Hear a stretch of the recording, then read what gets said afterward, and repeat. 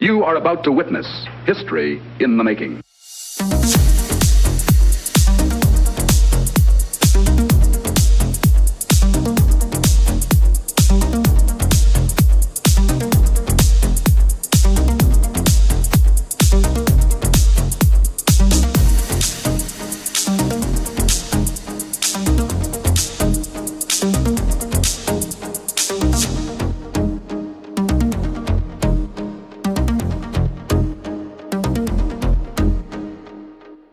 Hello and welcome to episode 9 of the Pop Culture Gamers. It's Sunday the 29th of April 2018 and my name's Hayden and I'm here with my partner in crime, Steve. How are you doing, Steve? Feeling better actually now. Thank you. Yeah, you've not been well for the last, week and a bit, have you? No, been a bit poorly, as they say. Yeah, I've not been too good either because I've had conjunctivitis. So. Yeah, you don't want to spread that with your fingers. No, but my eye was particularly gross and red. Yes, that picture didn't do you any justice. No, it didn't. Anyway, do you want to start off and get the ball rolling, Steve, by letting us know what your week's been like? Okay, so as you're aware now that I've had a cold and flu for the last week. And this led to going to my chest.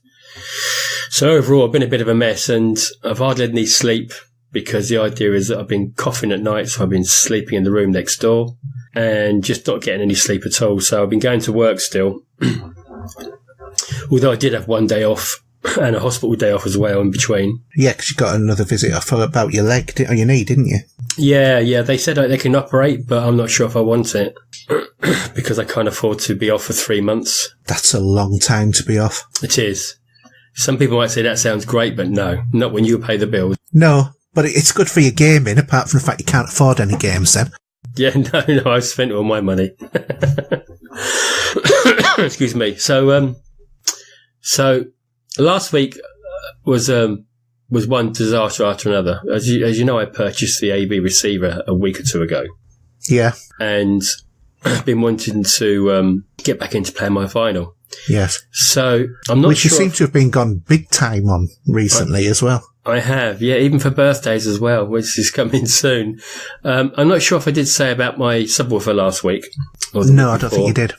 So that went pop and did a test on the subwoofer by just putting my finger on the end of the cable to see if it would make any noise, and it didn't. I took it apart and it stank, so that was gone and dusted. So replaced that with a Cambridge Audio Aero 9, and that's not a sweet, by the way, Hayden. All right, you don't eat them. Oh, okay. Sounded delicious. So all was going well, and then my turntable failed, and the preamp on that was only giving me one part of the speakers coming out. But what was worse was it was unexpectedly getting my amp to shut down, and what was going on was that the amp was aware that the turntable was not working well, so it just needs to shut down for help. So just so it doesn't get damaged. So I replaced it with a Sony PSH X500 USB turntable. So that's pretty cool. Yeah. So how much is the Sony one? The Sony one was 230.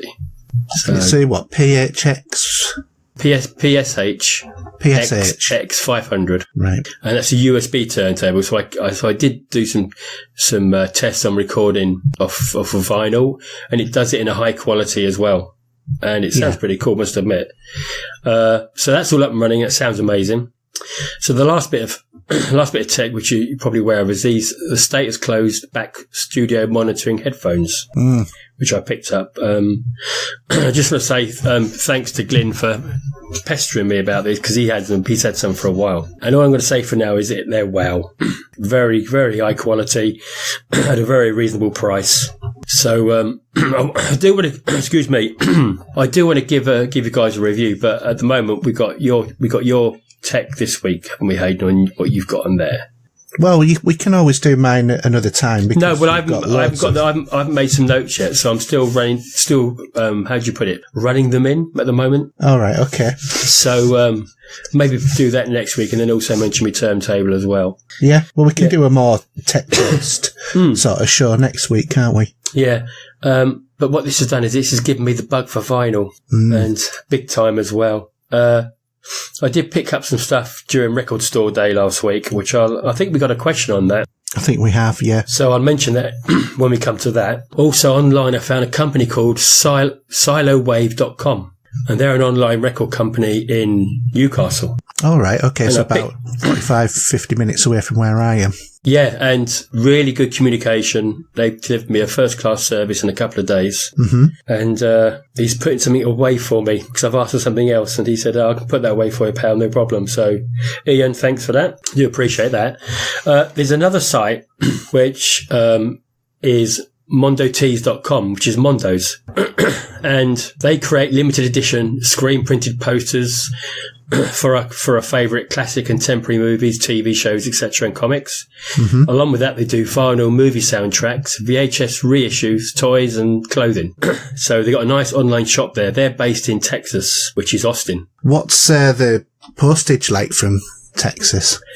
It depends what you have, because as I say now, my birthday's in a few weeks, so I'm picking up a couple of albums, and I've gone for a bit more of a higher class vinyl delivery with it. Mm-hmm. Now the couple that came the other day in the post, they were in a big thick cardboard, very well protected with bubble wrap and everything else, so I think it shouldn't be an issue. Mm. But having that extra, paying a little bit more for postage, because to be honest, the price for the dollars and that, it doesn't make much on it anyway, to be honest, I think. No, it's not like the good old days where it was like $2 per pound. Yeah, God, I remember that. So, for example, one, I've got an album there for $35, and that's pretty good actually when you convert it. Yeah. So I'll wait for those to come in about 3 weeks, I think they say to me. But what I like about that company is that they got their own art on the covers. Mm-hmm. And they're also remastered with the original tapes as well. And they're like expanding soundtracks. So they've got all the music. So, for example, if you'd bought one a few years ago, you'd have 8-10 tracks maybe. Yeah. Where, for example, my Jaws one, which is from Mondo's, that's got 27 tracks. And compare that to the original album I've got, which has got about 10. And it's for that one, for example, if it's for the first time that they got every piece of music on vinyl for the whole movie. Yeah, because they've got Back to the Future and all sorts on there, haven't they?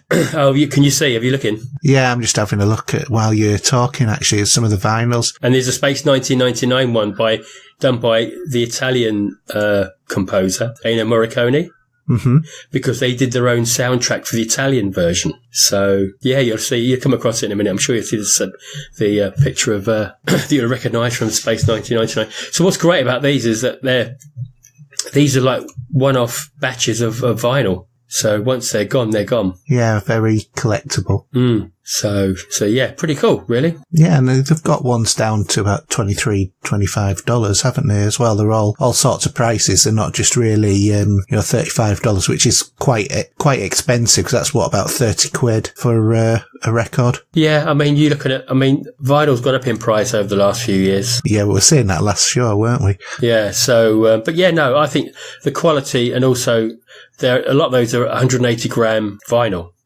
But they also have video game soundtracks as well, because I've just noticed Republic. Yeah, Afterburner's there as well, for example. And there was Portal, but I don't see it. I'm not sure if I can see that on there at the moment. Space 1999 original motion picture soundtrack. I'm not sure there was a motion picture on it. Well, that's probably where they class it, but it's Italian, if I remember rightly. I did go on the other site I was on. You're able to listen to the tracks. Yeah. Very different, but it's got a different take on it. But yeah, it's very collectible, must admit. Yeah, I must admit, I quite like the look of the Star Trek 2, The Wrath of Khan. That's my birthday present. I can't wait for that. Yeah. But unfortunately, the Mutara Nebula vinyl, that was the coloured vinyl. It's sold out. Yeah, it was sold out. But that's all right. I mean, it doesn't matter too much. But that is just, can't wait for that. Yeah. But the Alien one I'm getting, that's sort of acid green vinyl. Mm. From the sort of the colour of the aliens. And they're both double albums as well. Yes. So, excuse me. So yeah, that's, without rambling on too much about vinyl, because I get people bored. That's about it, really. Right. Okay. How about yourself? Well, nothing that much to report that's been going on the last couple of weeks. The main thing is, we'd had a slow leak for quite some time in an area in the bathroom that, we couldn't see, and it was literally just a drop. And anyway, I think I mentioned on the last show I spotted the fact that, I'd noticed damage to the ceiling. And it's going to be quite a big job. It's done quite a lot of damage over the time that it's been going drop, drop, drop. So unfortunately, it's going to take a couple of weeks to get done. But hey ho, that's life, isn't it? The joys of owning a house. And that's a part of your insurance if you want to go for it, though, isn't it? It is, yeah. It's covered by my insurance, but it's all the hassle more than anything else, to be honest. It was my birthday a couple of weeks ago, and I got my last birthday present. It arrived, which is a Mamba gaming chair. Sounds like she'd be dancing around it, doesn't it? And it's very comfortable. It's one of these, ones that's sort of like a bucket seat sort of design with, the arms and headrest and lumbar support and stuff like that. But I'll talk about that later on because that's my tech, as it were. But I'll go through that. I also have updated my internet access as well because I told you I was getting problems with my router, didn't I? About dropping signal and stuff like that. And even though I had boosters, it wasn't doing anything. Yeah. Well, I was chatting to my next door neighbour, and he said, he's just got one of the new BT home hubs. And funnily enough, when he got that, coincided with the exact same time as when my internet problem started. Do you know what? Funny you should say that, because I was reading something a little while ago about internet, and they were saying that sometimes your neighbours can actually interfere with yours. Never thought of talking to you about it, but... Yeah, I mean, I tried scanning the channels, and I tried setting the channel to an alternative to, anything anywhere else. Yeah, because that's what they recommend you should do, is to try and separate yourselves there, isn't it? Yeah, unfortunately, even though, I'm out in the countryside, I'm in a built-up area in the countryside. And there's loads of Wi-Fi, and everybody's on different channels sort of thing. But because the new BT hub must have been just powering out such a strong signal, it was swamping mine. Can you complain to BT? Well, in the end, I thought, I'm going to go back to my internet service provider, because I thought I'll either buy a new router, which has got, dual band or tri-band or whatever. Yeah. And get something new, that's kicking it out, to a greater distance. So in theory, my signal should get through. Well, in the end, when I was talking to them, said, I didn't realise this, but I'd been finished on my contract with my service provider for 2.5 years, and I could have updated it. So when I was speaking to them, they said, we've got a brand new router. So I thought, well, for want of a better term, I'm quite happy. I wouldn't say totally happy, but quite happy with PlusNet, other than the fact that they give me well short of what they say is the minimum I should expect. Yeah. So I got their new PlusNet 1 router, and touch wood, seems to have solved all the problems. Oh, good. That's all right. And now the boosters seem to be working properly as well, because obviously the boosters, if they're getting a flaky signal, they're only going to be as good as the flaky signal that they pick up anyway, aren't they? True, yeah. So, seems to have all solved the problem, and it's costing me £6 a month less. So all of that is pretty good news, really. Sort of win-win scenario, isn't it? Yeah, sort of. I went to see Dwayne Johnson in the new Rampage movie as well. It's got a bit of a slating from what I'm reading at the moment. Is it just to put your brain in the bucket and watch sort of movie? Oh, completely. It's absolute. I mean, bearing in mind, think about the game. It was just destroying, cities, wasn't it? Basically. Yeah. And the movie, they've taken very little available story on Rampage and actually put, something not believable, but, something decent enough to go with it as a story. And, it is, as you say, stick your brain in a bucket and just go along for the roller coaster ride, because it's, it is up and down, the whole movie. There's loads of action in it. The Rock is his normal good self as well, because it's always enjoyable to watch, is The Rock, I've always found. Oh, yeah. I mean, that other film they got, that Skyscraper, which is like a remake of Die Hard. I'm not really quite sure if it is or not, but that's out in a few weeks, isn't it? Yeah, it is. So, no, I really quite enjoyed it for just a mindless sort of movie. Yeah, you know, it was entertaining. Nothing more than that, but that was it, really. So that's it. All I've got to say, really, other than I've been playing a few games, starting to get back to doing a bit of variety in gaming. So the big one, God of War. And you played a bit of that, haven't you? That's the only thing you've played, isn't it? No, actually, no, not really. But where I've not been well. I've not been in the frame of mind to be playing games, and where I've been very tired as well. It just hasn't really worked this week. Yeah. Although I do want to talk about Late Shift. Yeah. Because did we mention that last week? We did, yeah. Yeah, we did talked we mention about it? Forget that then. The only other thing I've actually played is the demo for Detroit. I haven't played that yet, but I've heard it's supposed to be like Heavy Rain. Yeah, I'll have a quick talk about that when we get to that. But yeah, that's very much on my radar. Yeah, I've still got to download that, but I haven't played it yet because, to be honest, I have been quite absorbed by God of War. But hasn't stopped me playing a few other games. I've done Batman VR, so I'll talk about that. The VR Worlds disc, which comes with the PSVR now. I'll talk about all of the different games and experiences that are in that. Also played Hellblade as well on the Xbox One this time. Okay. And Middle-earth Shadows of War on the Xbox One, and on the PC, Dead Rising 4. Okay. So I have played one other game. Okay, what have you played? It begins with D. Destiny. Yes. 2. Yes. And? But there's a reason for that. Yeah, well, the new thing's coming out, isn't it? Not long now. No. And I'm just looking at the moment to purchasing it for the Xbox as well. Well, as you should. Don't say I'm not double dipping. Well, I've triple dipped on that game, so I'm not going to say anything, am I? Of course you're not. No. And I know, I completely understand the double dipping thing. Anybody who doesn't understand double dipping doesn't have two consoles, or a console and a PC. But it's all down to that controller, you know that. It really is. I can't really stress that enough. Okay. So, anything else on the intro? Shall we go into gaming this week? No longer a dream, but a reality.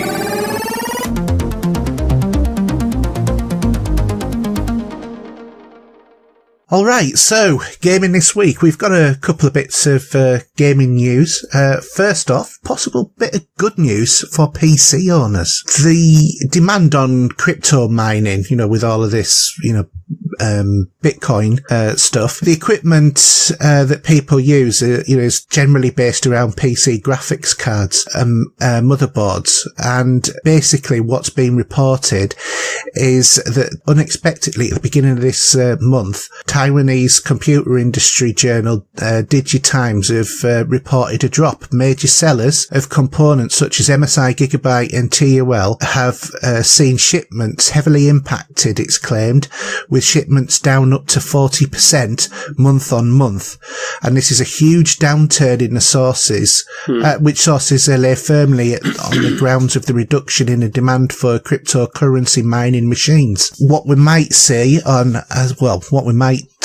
is what we have started to see is some of these graphics cards starting to slowly come down in price, because when you look at the 1070 chips, for example, those graphics cards, they were originally built to be £300. Well, you're spending £450 on them at the moment. They've shot up in price because of all of this crypto mining. And, obviously now that the bubble's burst on that, hopefully they'll start to fall. So if you're looking for a new graphics card at the moment, probably hold off, because that 1080 Titan might cost you, what a 1070 might have cost a couple of months beforehand. Another thing that's going to drive down the prices of PC graphics cards as well is that there are reports which means we might also see NVIDIA GeForce's GTX 2080s and GTX 2070 graphics cards next month at GTC, which will also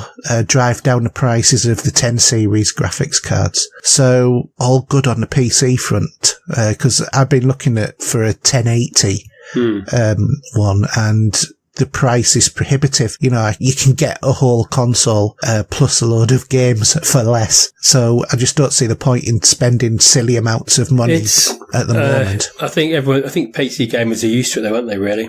Yeah, but this whole crypto mining has really drummed up that price well in excess of where it should have ever have been. And I think if you've got caught on that, you've really been quite unfortunate. But, that's the way the cookie crumbles. It's a supply and demand sort of market. And if the demand's there, then, the manufacturers are going to produce them at a higher price, aren't they? People are, stupid enough to pay it. Yeah, that's it. Really true. Yeah. Yeah, so hopefully we'll see the prices coming down very shortly. The second piece of news, which one is one you might be more interested in, Steve, is about the Xbox career system and some of the information that's been suggested about this. Yeah, because I think I saw somebody in an email talking about this, giving us some ideas of what they're going to be doing. I don't know if it's all confirmed yet. No, it's not all confirmed, but some of the rumours that have been going around is that the career system will sit alongside your gamer score. And it will tally up players' achievements across all of the Xbox platform. There will be features in active development and testing at the moment, and some of them may not make it to launch. But Microsoft might be trying a career system that's similar to like a loot crate-like rewards for new avatars, which will bring, vibrant and customizable characters for play on Xbox Live. Well, the avatar scenario, there is a new avatar system coming out. Yes, there is. Which is for sure. Yeah. And maybe this will all be linked, but maybe this will all be announced at E3, I should imagine. I would have thought so, and it'll probably link in with Xbox the rewards, Microsoft rewards system as well, because obviously, the Xbox rewards has gone now and has been replaced, hasn't it? So yeah. Do you think, is it time that they change the system for Xbox Live with Game Pass? Do you think that's still maybe a thing that can happen? I don't think it is going to happen. I think that what they should do is they should have an Xbox Live Gold, as we have, and then Xbox Live Platinum. And the Platinum includes the Game Pass. That would make sense to me. I think it would be a good deal as well to have. Yeah, especially if they knock down the price a little bit for if you're doing the Platinum. Because let's face it, you wouldn't do the Game Pass if you weren't going on Gold anyway, would you? Yeah, true. So, it's very unlikely, I would have thought. But there are some other different ways that they've had ideas about, what you might get in terms of your Xbox career system. So, earning XP will occur through earning achievements triggered by certain conditions. Some of those conditions Microsoft is testing, which include total playtime across all games to be updated at specific milestones, XP level milestones, the number of games you've played, simply playing a set number of games per day, completing the Xbox Live, competing on Xbox Live, although it's not clear on what content. Creating content on Xbox Live, perhaps by sharing game clips or streaming, and earning regular gamer score achievements. So those are what they're evidently looking at as ways that you will earn your XP in your career. Yeah. That'd be interesting. I mean, I'm all for change, as long as it's good change. Yeah. I mean, in terms of things like achievements and trophies, that's really your bragging rights, isn't it, to your friends or whatever, or anybody who's interested. It kind of gives you that, want of a better term, status as a gamer about how committed you are to it. They're trying to change this, so I understand, is basically so that anybody who, for example, is like a constant COD player, and that's all that they play, will still be able to progress through the Xbox career system by playing a set number of hours in a week, or, set number of hours in that particular game or whatever, or, earning achievements the same as everybody else, all of that normal sort of stuff. So I think it is a kind of natural development from what we've already got. What that actually means in terms of this suggested loot crate-like reward system will be interesting to see as well. Yeah, I think you want something more, not to be cheap on it, if you know what I mean. I know the idea of the VIP reward system, that's going to change, but where you're getting discount for example, with games. I think, is it including games? I think so. Well, you get discount through your different levels on that, don't you? Yeah, you get a slight percentage off. And for them to say to honour whatever XP you're earning and how you're going to collect back on this to help pay for a game, if it's going to chip in on that as well, that'd be handy. Yeah. Obviously, we wouldn't expect a full game, but they might. I mean, with the Game Pass in place, I don't think they'll just dish out games as such. Well, I mean, the way that the Microsoft Rewards thing works is you can earn something like 20 XP a day through doing searches, and you get 3 points per search or something or other like that. But if you want like a $5's worth of Xbox credit, you have to earn 6,200 experience in order to get a $5's worth. Why they just don't make it 5,000, so it's like each thing's like 0.1 of a pence. Yeah. But they've got this silly number. And if they make it like that, then it's just kind of not really that achievable. They need to make it so it's going to be accessible and that people feel like they're being rewarded. I mean, you can accelerate up by doing certain quests and whatever, or, answering surveys or whatever to get extra points. But they're still piddling little numbers, and they need to be, more accessible, I think, especially when you're talking about digital content, which is not really costing them a lot to produce. Things like, a logo or an outfit for your avatar or whatever. Yeah, I think personally I'd want something a bit more meaty than that. Either it was like, we can, get half price on the Destiny DLC, for example. Yeah. You know what I mean? Something like that. Yeah. I think that'd be more beneficial. Yeah. Then you'd work towards that because if I fancy getting that, so that's only going to cost me 15 quid instead of 30 or whatever, Or what if, if you spent so many hours playing a game, you get 50% off the DLC. Would have smashed out on Destiny then, wouldn't we? Well, I think that they would have actually been paying us to actually have the... I think they'd have actually been paying us to actually have play the DLC, to be honest, and the amount of hours that we threw at it, especially you, Steve. You went way more over than what I did. Well, do you know what? That is going to increase now because I've just bought the DLC for 25 quid.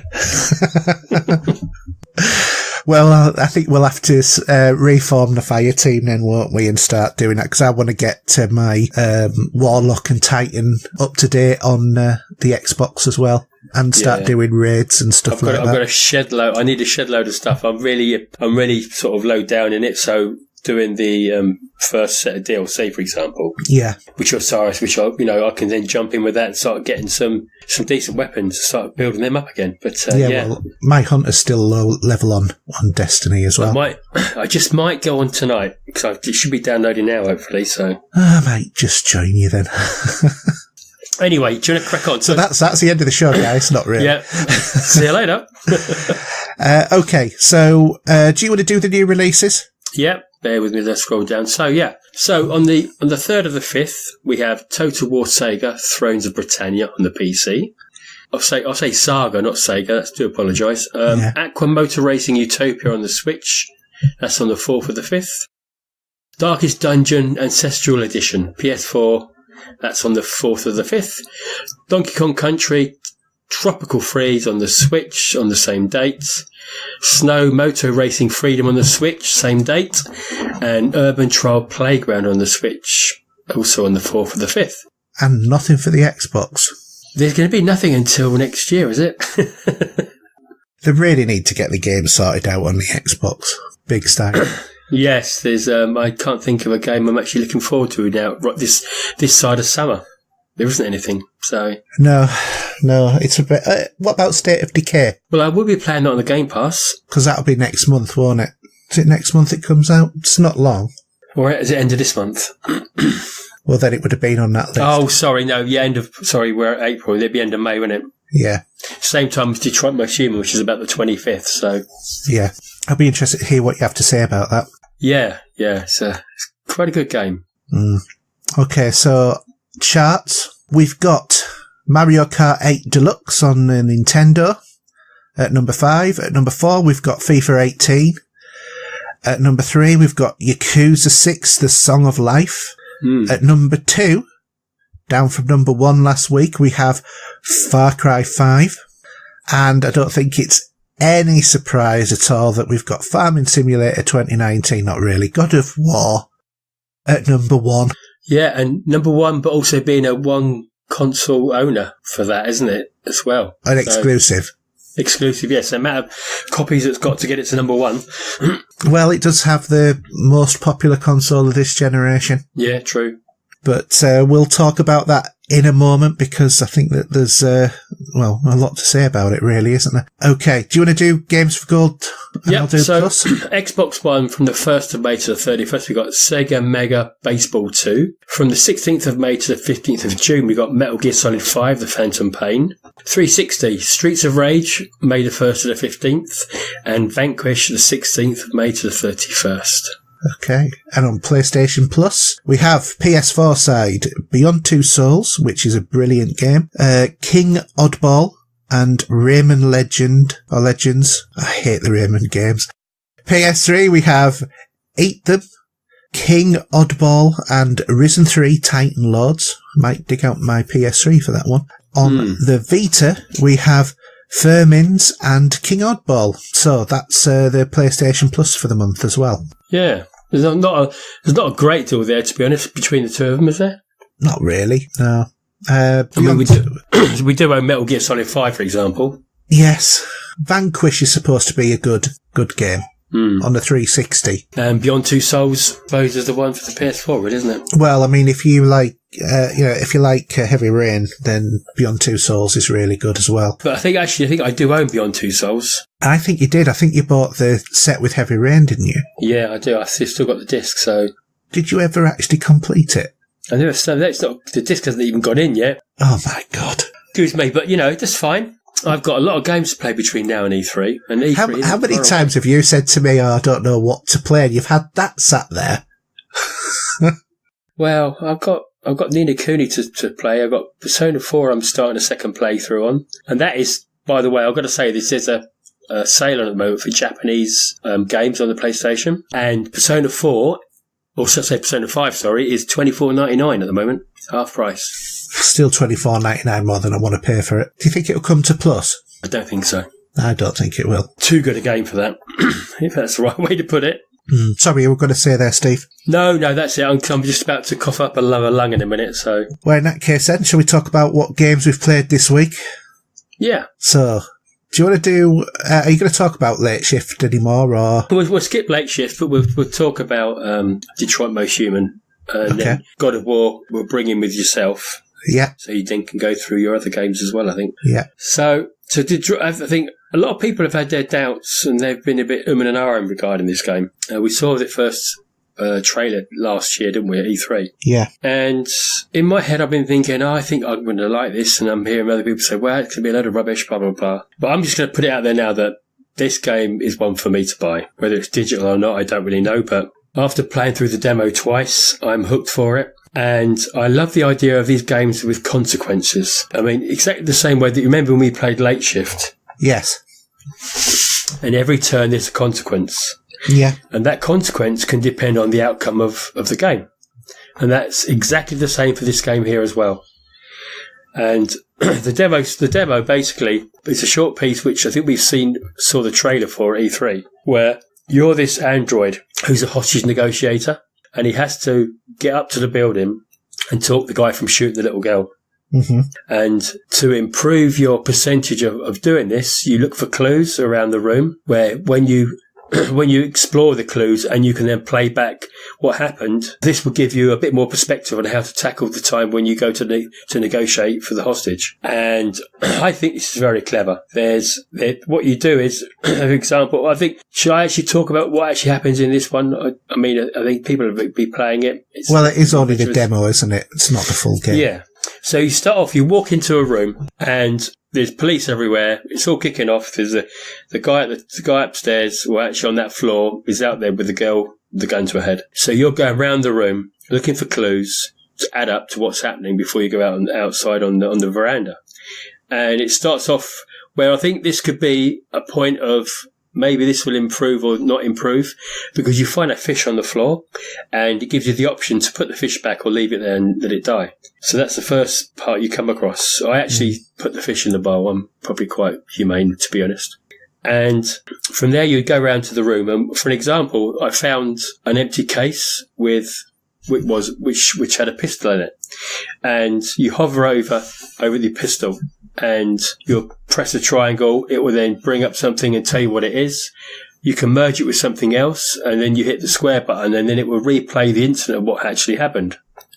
And you'll see the shape of a guy taking down this gun out of this gun case to use. So you're piecing this together as you go along. You'll find a few people that have been shot. You will go over the body looking for clues. These will add up, and also there you will play out how they got shot. Is the movement in this very much like Heavy Rain and Beyond Two Souls? I don't know, because I've never played them yet, have I? No. But haven't you seen actually them played? No, I have not seen anything of none whatsoever. All right, a bit Life is Strange-ish. In a way, I mean, it's great that what you can do is the Android can freeze frame the room.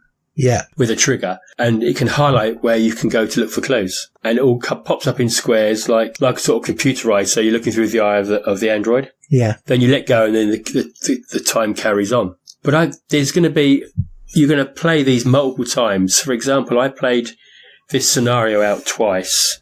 I died and saved the girl, and the second time I saved the girl. I didn't die, but the sniper took out the Android that had the gun to her head. Right. And the quality of the video as such, it just looks brilliant. Very much sort of iRobot that comes to mind, for example. Yeah. And obviously I think, because what you can do with the demo, you can go back to the game save after the fish, and you can then replay it again to see if you can change the outcome. Mm. And what it would do is after you finish, it will bring up a chart of what you've unlocked and how many endings there are. Right. So it sounds a bit hidden agenda-ish in the way it's structured.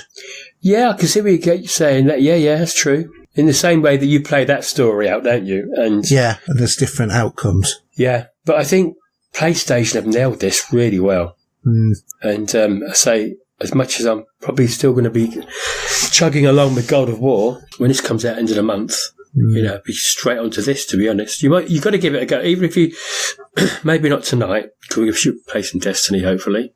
Try and get it on it over the next couple of days. Yeah, I'm seriously thinking of it, because I meant to download it and I haven't. Oh, really? Okay. No, I haven't downloaded it yet, but I do want to play it, because this is one of the ones on PlayStation I've been looking forward to be honest. Yeah, absolutely. I mean, I hate this to say this, but Microsoft aren't touching PlayStation for games at the moment. No, not for first-party developers or exclusives. And the games that are coming up between probably now and September, Microsoft haven't got really anything. They've got a couple, maybe one or two, but it's really poor. The worst thing is that they've got the best console to play multi-format games. Basically, that's where they are at the moment, and they need to do something about that. Yeah. I mean, but it takes time to develop them. That's the thing. It does, but maybe the second half of the year might be their half. There might be their, Yeah.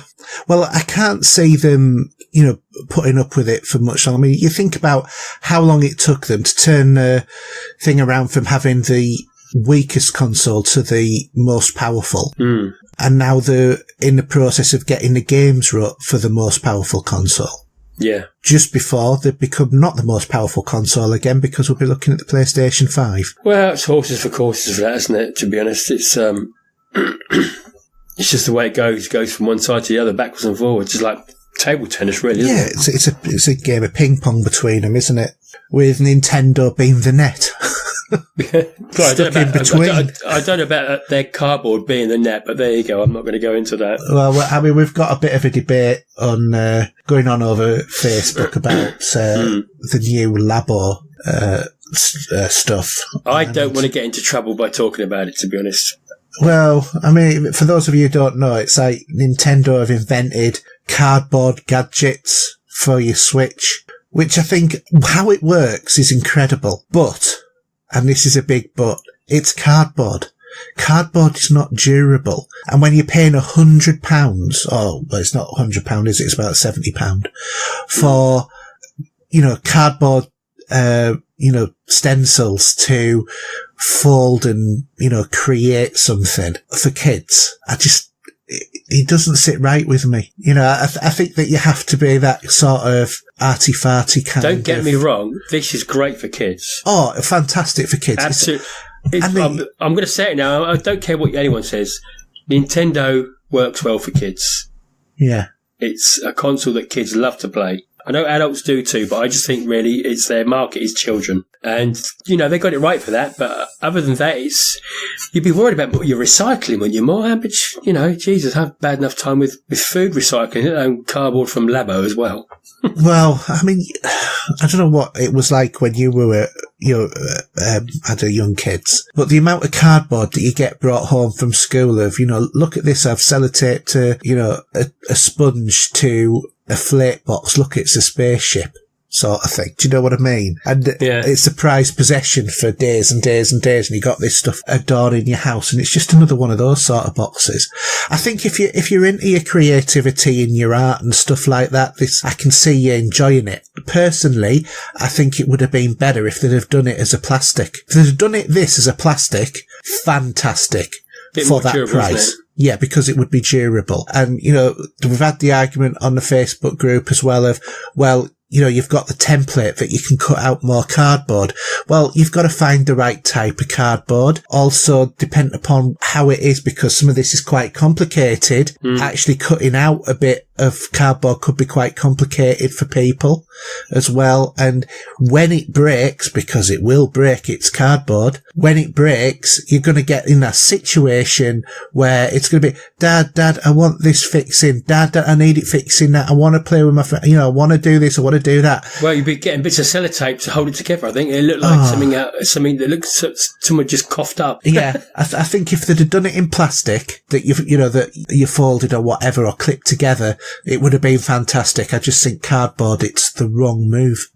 That I'm just speaking as a consumer and as a parent. Yeah, it's. I mean, I'm sure there's guys out there that probably love playing this. I'm sure. Well, it's great they can colour it in and, decorate it how they like. I think in terms of innovation, fantastic. Absolutely fantastic. Implementation being cardboard, for creativity, an idea and vision, 10 out of 10. Implementation, 0 out of 10, to be honest. Yeah. Because it's cardboard. It's, they take it outside into the rain, it's going to start turning to mush pretty quickly, or they spill a drink on it, anything like that. And what you're going to do, laminate it first, so you might as well have just had it in plastic, Yeah. I'm not being, personally, I don't think I'm being an old fogey about it. I just think it's silly in cardboard. That's the only thing I've got against this. I think otherwise, a brilliant idea. It's cheap to produce. Because they just got the cardboard sheets come out and they just, go through the machine. Yeah, but would you want to pay £70? No. For... So the wrong price. For a game that, by the look of the games that they've actually got on there, don't actually look, AAA. But, for an average game with cardboard peripherals, so effectively speaking, you're spending £35 on a game, £35 on cardboard. I just think it's daft.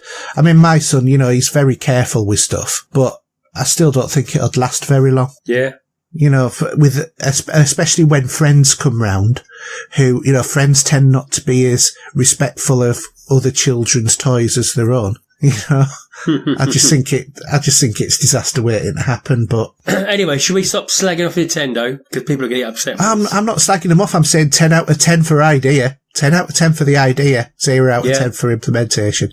But anyway, let's digress. We digress. So as you're right, let's get on with the gaming that we've been doing. Do you want to do your games? Should we leave God of War to last? Okay, we'll leave God of War to last. So PC, I've been doing a bit of PC gaming in terms of Dead Rising 4 because this was part of the Humble Bundle for May. So I've been fancying playing this for a while on the Xbox. I'm a bit lost with Dead Rising now. Which version of Dead Rising is this? It's version 4. It's the latest one. It's a new story. I've got this on Xbox actually. Yeah, it is on Xbox as well. Yeah. But it's not exclusive to Xbox. No. So it's set in the year 2022, and it's a year after the zombie outbreak in Los Pedios, in California. And Frank West, former journalist, is now a college professor. He's approached by one of the students, Vicky Chu, who convinces him to help her investigate reports about a military compound which is on the outskirts of Willamette, Colorado, the site of the first zombie outbreak. Once inside, they discover that the place is being used for zombie research, but when they discover it, they're forced to flee, and then Frank is labelled as a fugitive when he's falsely accused by the government. 4 months later, after Christmas, Frank is found by Brad Park, an agent of the ZDC, who convinces him to help investigate the new zombie outbreak during the Black Friday sales in exchange for the means to clear his name and exclusive rights to the story, revealing that Vicky has already left to investigate the matter herself. So it's the usual sort of gratuitous zombie slaughter, which is back with a vengeance, that you had got from the other ones. The game uses the weapon crafting system just like the previous games did as well, and the game still has core action, character progression, and is very much a survival sort of game. Photography is also back with different modes. So there is, for example, a night vision mode, and there's another mode there as well that you can use. One more for picking out fingerprints and stuff like that, on keypads and that, so you can pick locks, as it were. So that's the overall game. I've never been a big fan of the previous games, but as I said, this came in a humble bundle, so I thought, well, I quite fancied it, having a go after watching The Walking Dead, playing a bit of zombie survival. So yeah. And I watched I watched The Walking Dead, the last episode of season 7. How good was that episode? I'm still on season 6 at the moment, so I thought I was going to cheer at one point on the last part of season 7. I got so absorbed into it. But I know that zombies not everybody's sort of taste, but the combat I found to be a little bit easier in this version of Dead Rising. I think it's... So I think it's, just maybe it's just the way I was playing it, or maybe, they have improved it, but, it's okay. It's not the sort of game that, I'm going to go out and rush home thinking I've got to play that. But it's an enjoyable, from what I've played of it so far, an enjoyable kind of game. Worth investigating if you've, got the Humble Bundle for this month. Yeah, I've played some of the game. I must admit I haven't completed it, but I've had a bit of a dip into it. So what did you think of it? Yeah, it's much of the same, especially with the weapons. I love the weapon combos that you can do. Oh, yeah, I'm sitting out there. I think at the moment I'm stuck in a warehouse in the street somewhere. And I love the fact that you also start off with a Lucille, the baseball bat with barbed wire wrapped around it. Oh, God, that's just a classic, isn't it? It is. But yeah, I think I prefer this to the way that the other ones had that timer where you were given you had a clock against you for saving someone. Yeah, I didn't like that. And some of them, I think you were never able to actually save, to be honest. Yeah. There were some that by the time I'd started running, as soon as the timer had set off, they were dead before I got there. So what's the point in doing a timer on them? It's stupid. That's just to get you more stressed out when you're playing the game, I think. We've only got about 6 or 7 achievements in the game, just looking now, so... yeah. Maybe I should start that from scratch, but not right now, though. I've got too many games to play on the PlayStation. Oh, God, yeah. And you need to be playing Beyond Two Souls as well. You'll love that. It's right up your street, I think. Yeah. I should. At some point I will do. I say God of War at the minute, and I think I'll play that until the 25th of May. So what's the Batman VR like? How was that? Right, well, this is Batman that's based in the Rocksteady Batman universe, same as, the other Batman games. So the basic story of it is that one of your allies has been killed and another one is missing, and it's your job to track down your ally and solve the murder. So this is a game that is PSVR enabled, and you have to have it in order to play the game. And it's very effective, I think. Graphically, really good. It looks excellent. It looks all the models are exactly the same as in a Batman game. It looks of the same sort of quality as that as well. So I don't have any issues with it graphically. The movement is using the warping sort of system, which it isn't as bad as it sounds. Because I know that this is something that you've been thinking, I'm not too keen on it. But basically, you go to an area. You point and you sort of shoot over there, don't you? Well, no, you don't shoot. You just immediately appear. So you're basically transporting like in Star Trek everywhere. Yeah, effectively speaking. So all it does is it just feels like, a scene change in a TV show. But it makes good use of the VR because on some of the areas, on several of the areas, you've got to go to different points in the same room, and these are all preset. So it's not like you can actually point and click and say, I want to go to that position right over in that corner. You have to go where it says. So it is limited in that sort of respect, but you don't particularly feel that much because they make good use of the environment, and you can pick things up, you can manipulate them and whatever as well. So that's all good. So I wouldn't get too hung up about the movement thing with the warping. There's no real combat in this. There's only one bit where you're attacked that I can think of, and all that you do is just aim a batarang at them and throw it. So it's not like you're going to be, throwing your arms about trying to defend yourself. You don't need the Move controllers for this as well. It works absolutely fine with just the normal DS4 controller. Very atmospheric. When you're in some of the scenes and some of the bad guys are actually coming right up into your face, and you're sort of like seeing them to scale in real life. It does make it feel quite different to playing a normal game, to be honest with you. It's not very long as a game.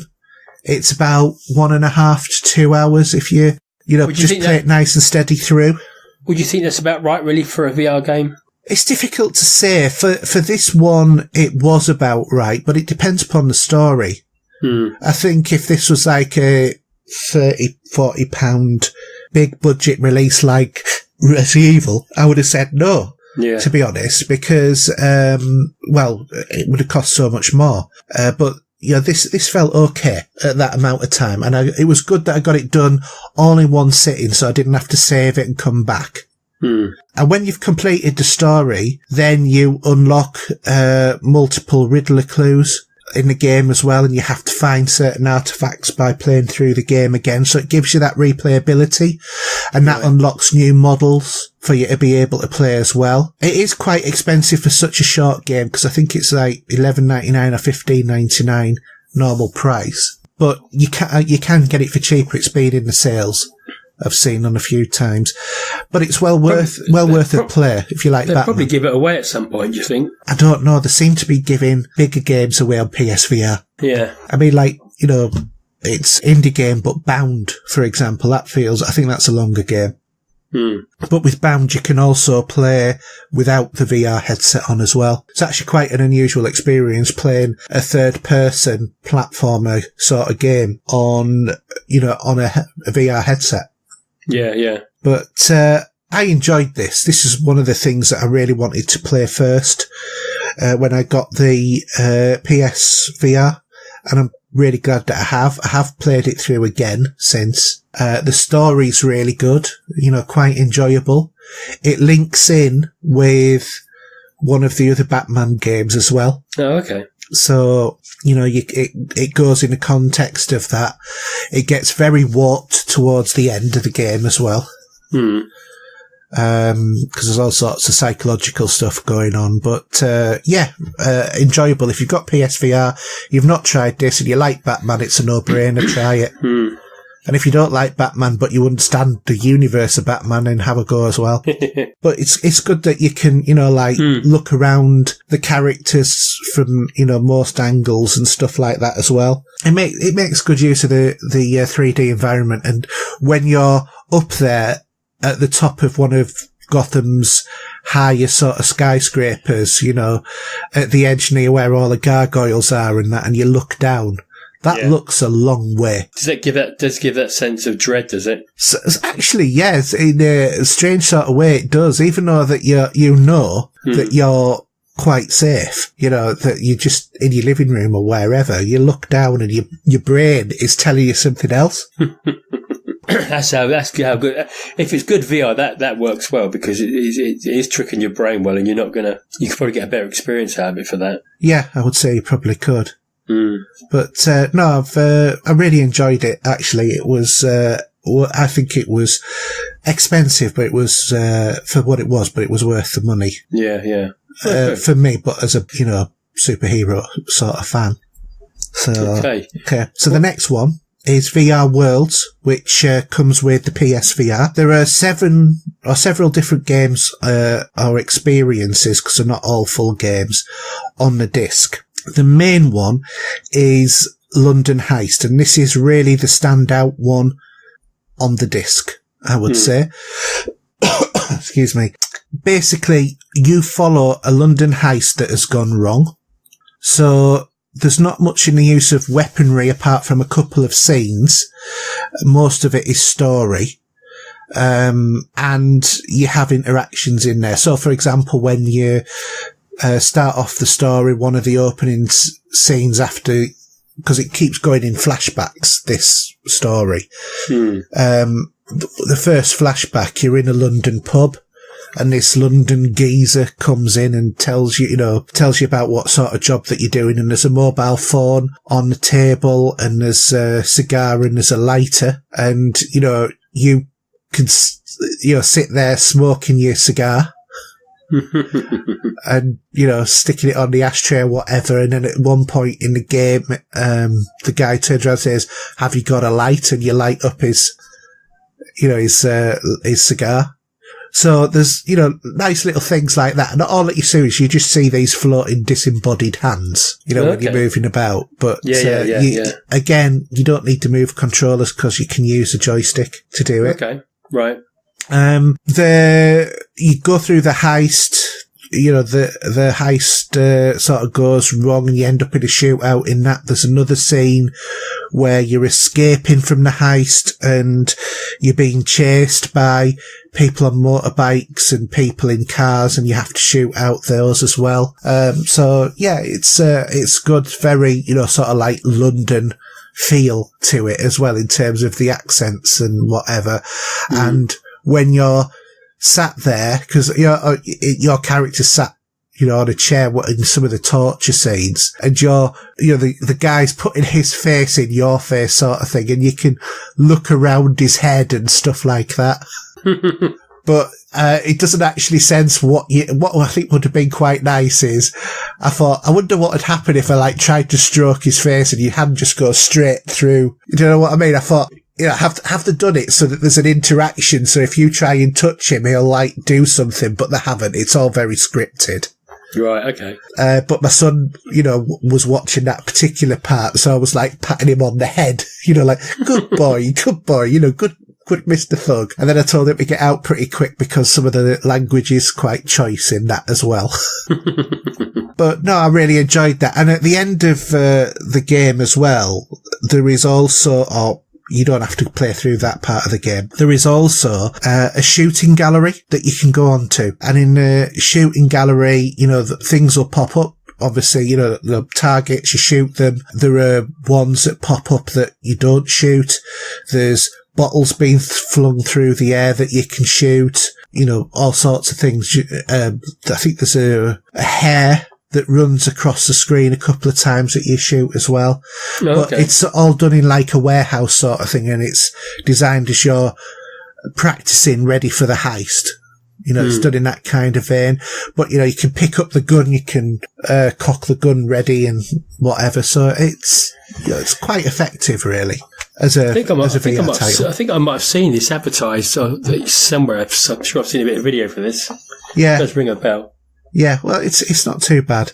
It's definitely the best one on there. The next one is Scavenger's Odyssey. This is a short, linear, first-person shooter where you use a dual shot to pilot a mech suit. Not very long, and basically some people have also reported they've got motion sickness because of this one. I haven't actually really tried that very much so far, so I can't really talk about that.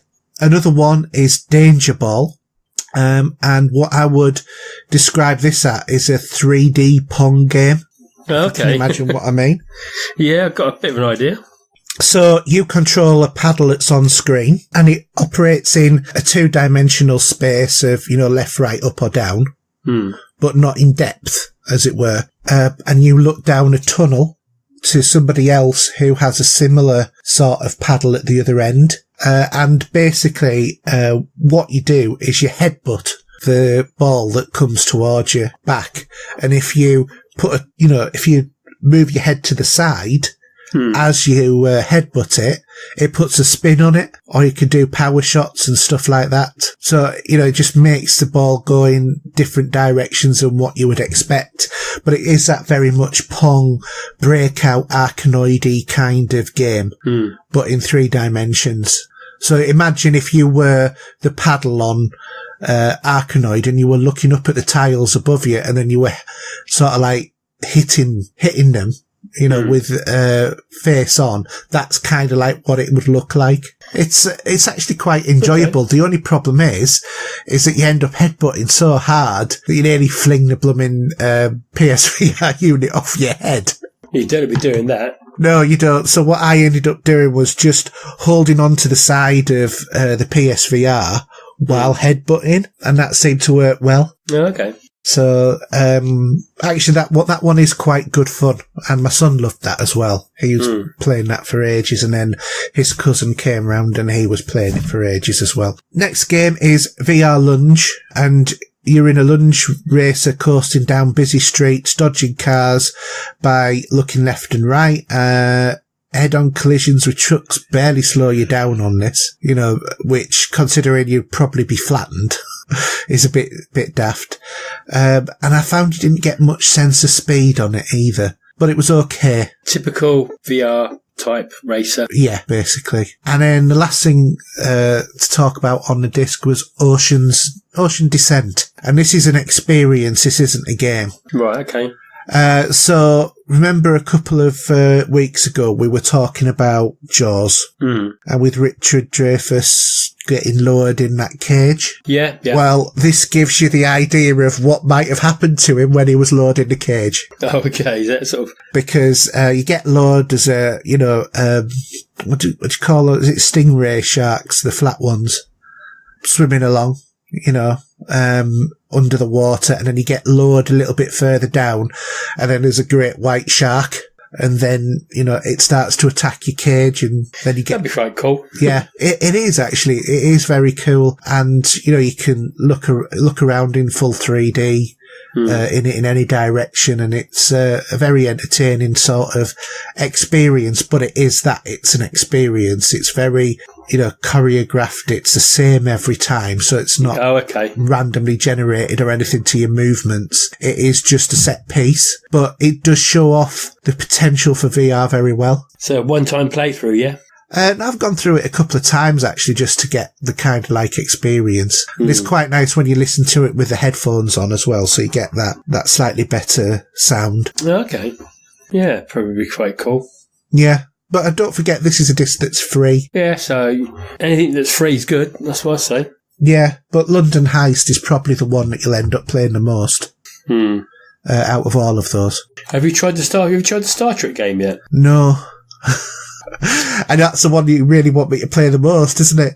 Well, I mean, I could play it on as a 2D, but it might be interesting to see that. Yeah. Well, I've had one or two community members saying, they want to join me doing that as well. So, yeah, well, I will get onto it, but obviously I don't want to use the VR unit with having conjunctivitis. Cause, no, you don't want to be doing that. You'd be passing on every all and sundry. It puts headset on, wouldn't you? Yeah, so my VR units at the moment are hung up, and that's it.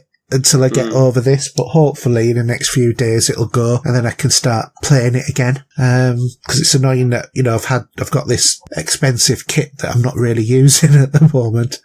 But I suppose that's always been a big worry about VR anyway, hasn't it? No, it's not something you'll be getting out every 5 minutes of the day, is it? No, but it is permanently plugged in downstairs. Yeah. But I've plugged it in a normal PlayStation, so when I test it, I'm testing it on its most basic. I'm not deliberately not done it on the Pro. Okay. So moving on then. Yeah, what else have you been playing? Middle-earth Shadows of War. Or Shadow of War, You've been playing this before, haven't you? I played it on the PS4. But it was on CD keys for £14 something, with a PC key and an Xbox key, because it's a Xbox Play Anywhere title. Yeah, no, that's not a bad price. No, I thought it was really good. It's only the standard edition. And all that I can say is this looks absolutely beautiful on the PS4. Graphics look great at 4K. It is a follow-up to the successful Shadow of Mordor, which came out of the left field for all of us, didn't it, really? This was one of those games that was sort of like, this is released next week, and it came, and it was a massive hit. Basically, though, in terms of the sort of game, if you didn't like that game, you're not going to like this one, because it's more of the same. Basically, it's a new story. It's based on, it's a follow-up to the original. You're still continuing the story of Talion and Celebrimbo, if that's how you pronounce it. I hate these stupid names. Following on their story, and it goes into the creation of the One Ring and, all of that Lord of the Rings sort of stuff that we all love and enjoy, as it were. Yeah, that's it.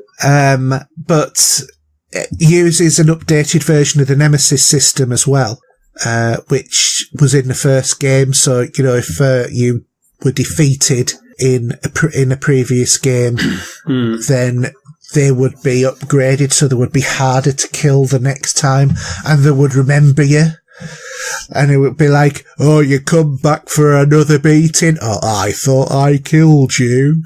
And all of this, that, and the other, taunts that they do with you as well. Yeah, I think I remember you telling about that last time, actually, when you played it, which I think was it the PlayStation 4 first time around, wasn't it? Yeah, it was, yeah. Or was it the Xbox? I can't remember. But no, it's PS4. PS4, yeah. Bit of a tough game, though, isn't it? Well, it's got that Batman, Arkham Knight City, sort of feel in terms of the combat. And once you start getting in the rhythm of, the moves to do that, and you see somebody who's going to attack you, so you just press the counter, you can get a really good rhythm going in fighting everybody. The key is to be stealthy on the game, though. But the one thing that's different in this game to the previous one, I mean, if you remember, you recruited the orcs to attack for you. Well, it's much more structured now, so you're creating an orc army, and you have to keep defeating all of these, like, overlord sort of characters. Oh, okay. So they've developed that as well. They've moved everything on, the next notch up. And I never actually completed this on a PS4, because this came out, was it just after my dad had died? So I was playing it on the PS4 basically because that was the console that I had available at the time to me. Yeah, because you were fleeting backwards and forwards between houses, weren't you? So I was and I was only playing on an evening, and it was when I was playing on an evening that I was concentrating on, this Destiny. So, that's why I thought, I'm going to start afresh, and I might, I quite like the idea of having it on the Xbox and PC. So I thought £15, and it's on the Xbox One X, so why not? Good. Yeah, so it's a really good value for money, I think, and it's quite a long game to play as well, so I would thoroughly recommend it. Because you've double dipped 2 games here, haven't you, really? So, Hellblade. I've triple dipped on that one. Why did you triple dip on this? Well, I got it for the Pro after I'd had it on the PC. Hellblade then got released suddenly on Xbox. I thought this may be not the sort of game you could actually play 3 times. Do Well, you know what I mean? I know what you mean, apart from the fact that I think I must be going senile in my old age because so much of the story I actually missed. But I am actually enjoying going back through the title again. I mean, I haven't actually completed it on PS4, but on the Xbox, I just wanted to see what it was like on the X. And there's 3 different modes that you can do it. You can do it with enhanced visuals, you can do it 4K mode, or you can do it higher refresh rate. Okay. So it gives you nice round options there to play with. Yeah. So the high refresh rate runs at a silky smooth 60 frames a second, which is very nice. High resolution is obviously for your 4K, and the enhanced visuals includes, things such as additional fog and foliage density, shadow quality, and higher resolution textures. So which one did you choose? 4K. Why wouldn't you? Well, it might be worth trying between just having a little peek at the others to see what the difference is. Yeah, but I mean, to be honest, I showed you a picture of it anyway, didn't I? I sent you a picture. Did you? I can't remember. Yeah, well, it was in our conversation with Alan. Okay. And I'm not kidding. Some bits of this look so photorealistic. As a game, it's absolutely beautiful. It's a stunning game. It was my game of last year. I mean, I know we're not going to, we'll talk about it in a minute, but how would you put this up against God of War on PlayStation? It's difficult because it's kind of like comparing an aeroplane to a helicopter. They kind of do the same thing, but they do it completely differently. We're going to obviously go into that in a minute, but that looks amazing, even on the PlayStation 4, to be honest. What, God of War? Yeah. Yeah, well, this looks amazing on a standard PlayStation. And on the PC, it looks fantastic as well. Yeah. Because don't forget that, this was a inverted commas, console exclusive. Yeah. But it was out on PC. But it wasn't a console exclusive, it was a console timed exclusive. That was a bit of naughty advertising, I think, there. Same way that Tomb Raider was for the Xbox. Yeah, but Tomb Raider was advertised as a timed exclusive. Yeah, no, that's right. Yeah. But, I mean, obviously we talked about this game a lot in the past.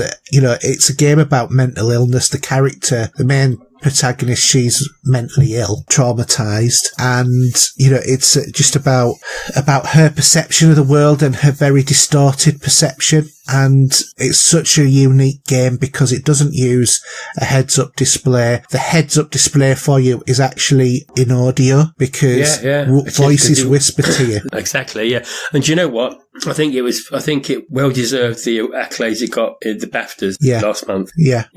Absolutely. It's a fantastic game. It's a fantastic bit of story. And what they've actually done in, raising awareness of mental health and the stuff that they've done to support mental health from the development of this game. They've, I think on the first PlayStation sale, they said all sales of it, the sales would go to a mental health charity. And that, that sort of thing is fantastic. Well worth doing. It looks so incredibly realistic. I mean, I know that, we've seen, God of War doesn't look as realistic as this, to be honest, graphically. This looks a lot more convincing. But that's not to say that the graphics on God of War aren't good. They're excellent. This is just different, but it's a different type of game entirely. Yeah. It focuses on puzzle solving, but it's also combat orientated as well. And the combat does get really quite convoluted eventually. Especially when you're talking about having 5 or 6 enemies attacking you all at once. You've really got to know what you're doing in terms of that combat. You think it's difficult when you first start. That's nothing. That's the sort of thing that, you end up doing those fights in about 10 seconds flat. That takes you about 10 minutes when you first start playing. I'm playing it on the hardest level as well, on the game as well. So, it's such a good game. Well worth it. Enjoying every minute of it. Oh, cool. I'm just having a quick look to see if on the Xbox it's in Dolby Atmos as well. I don't think it is, because that would give that headphone enhancement a little bit more of a tweak. But I can't seem. I thought that the headphone enhancer thing on Dolby was for all of them. No, because I've got a list of about 1, 2, 3, 4, 5, 6, 7. I've got 7 games and one experience, which is Insect, which are Dolby Atmos games.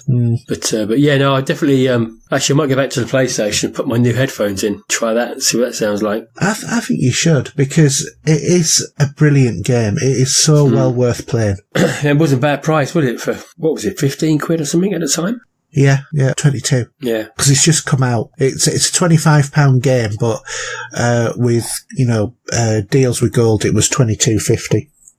Which isn't that much of a deal, but, $2.50 is better in my pocket than someone else's. yeah, of course. So, shall we talk about the big elephant in the room, or should I say the big Kratos in the room? With a little kid tagging along behind him? Yeah, otherwise known as Grumpy Dad Simulator. It's either that or, it's a parent simulator of some kind, isn't it? Yeah, single father simulator. Excuse me, yeah. So how are you finding it? This has had me quite absorbed. To be quite honest, I've never been the biggest God of War fan. I've appreciated it from afar, but I've never really delved so deep into it. But this is different to the other God of War games. The previous ones were very arcadey. This one, I think, focuses more on storytelling and a little bit more on puzzles than the previous games. There's still all the, upgrading RPG goodness that's in there as well. But the leveling system's very different on this game as well. Yeah, I don't think I've ever come across a leveling system like this before, to be honest. I thought it was quite like Destiny, to be honest. It's a lot more involvement with upgrades. I mean, obviously you've got yourself and your son to deal with. Yeah. And then there's different attachments. I mean, this does seem a bit more involved than Destiny was for me, I think. Maybe that's because you're not used to the world, though, more than anything else. I've not played God of War before. This is my first, my noob time in such an environment. Yeah. So you won't know the story of it all. I haven't got a Scooby, but it doesn't matter, to be honest. Honestly, it doesn't matter. No, I think that this is... I think I'm actually Thor at the moment with that axe. Do you know what I mean? So you haven't come across Thor yet, then?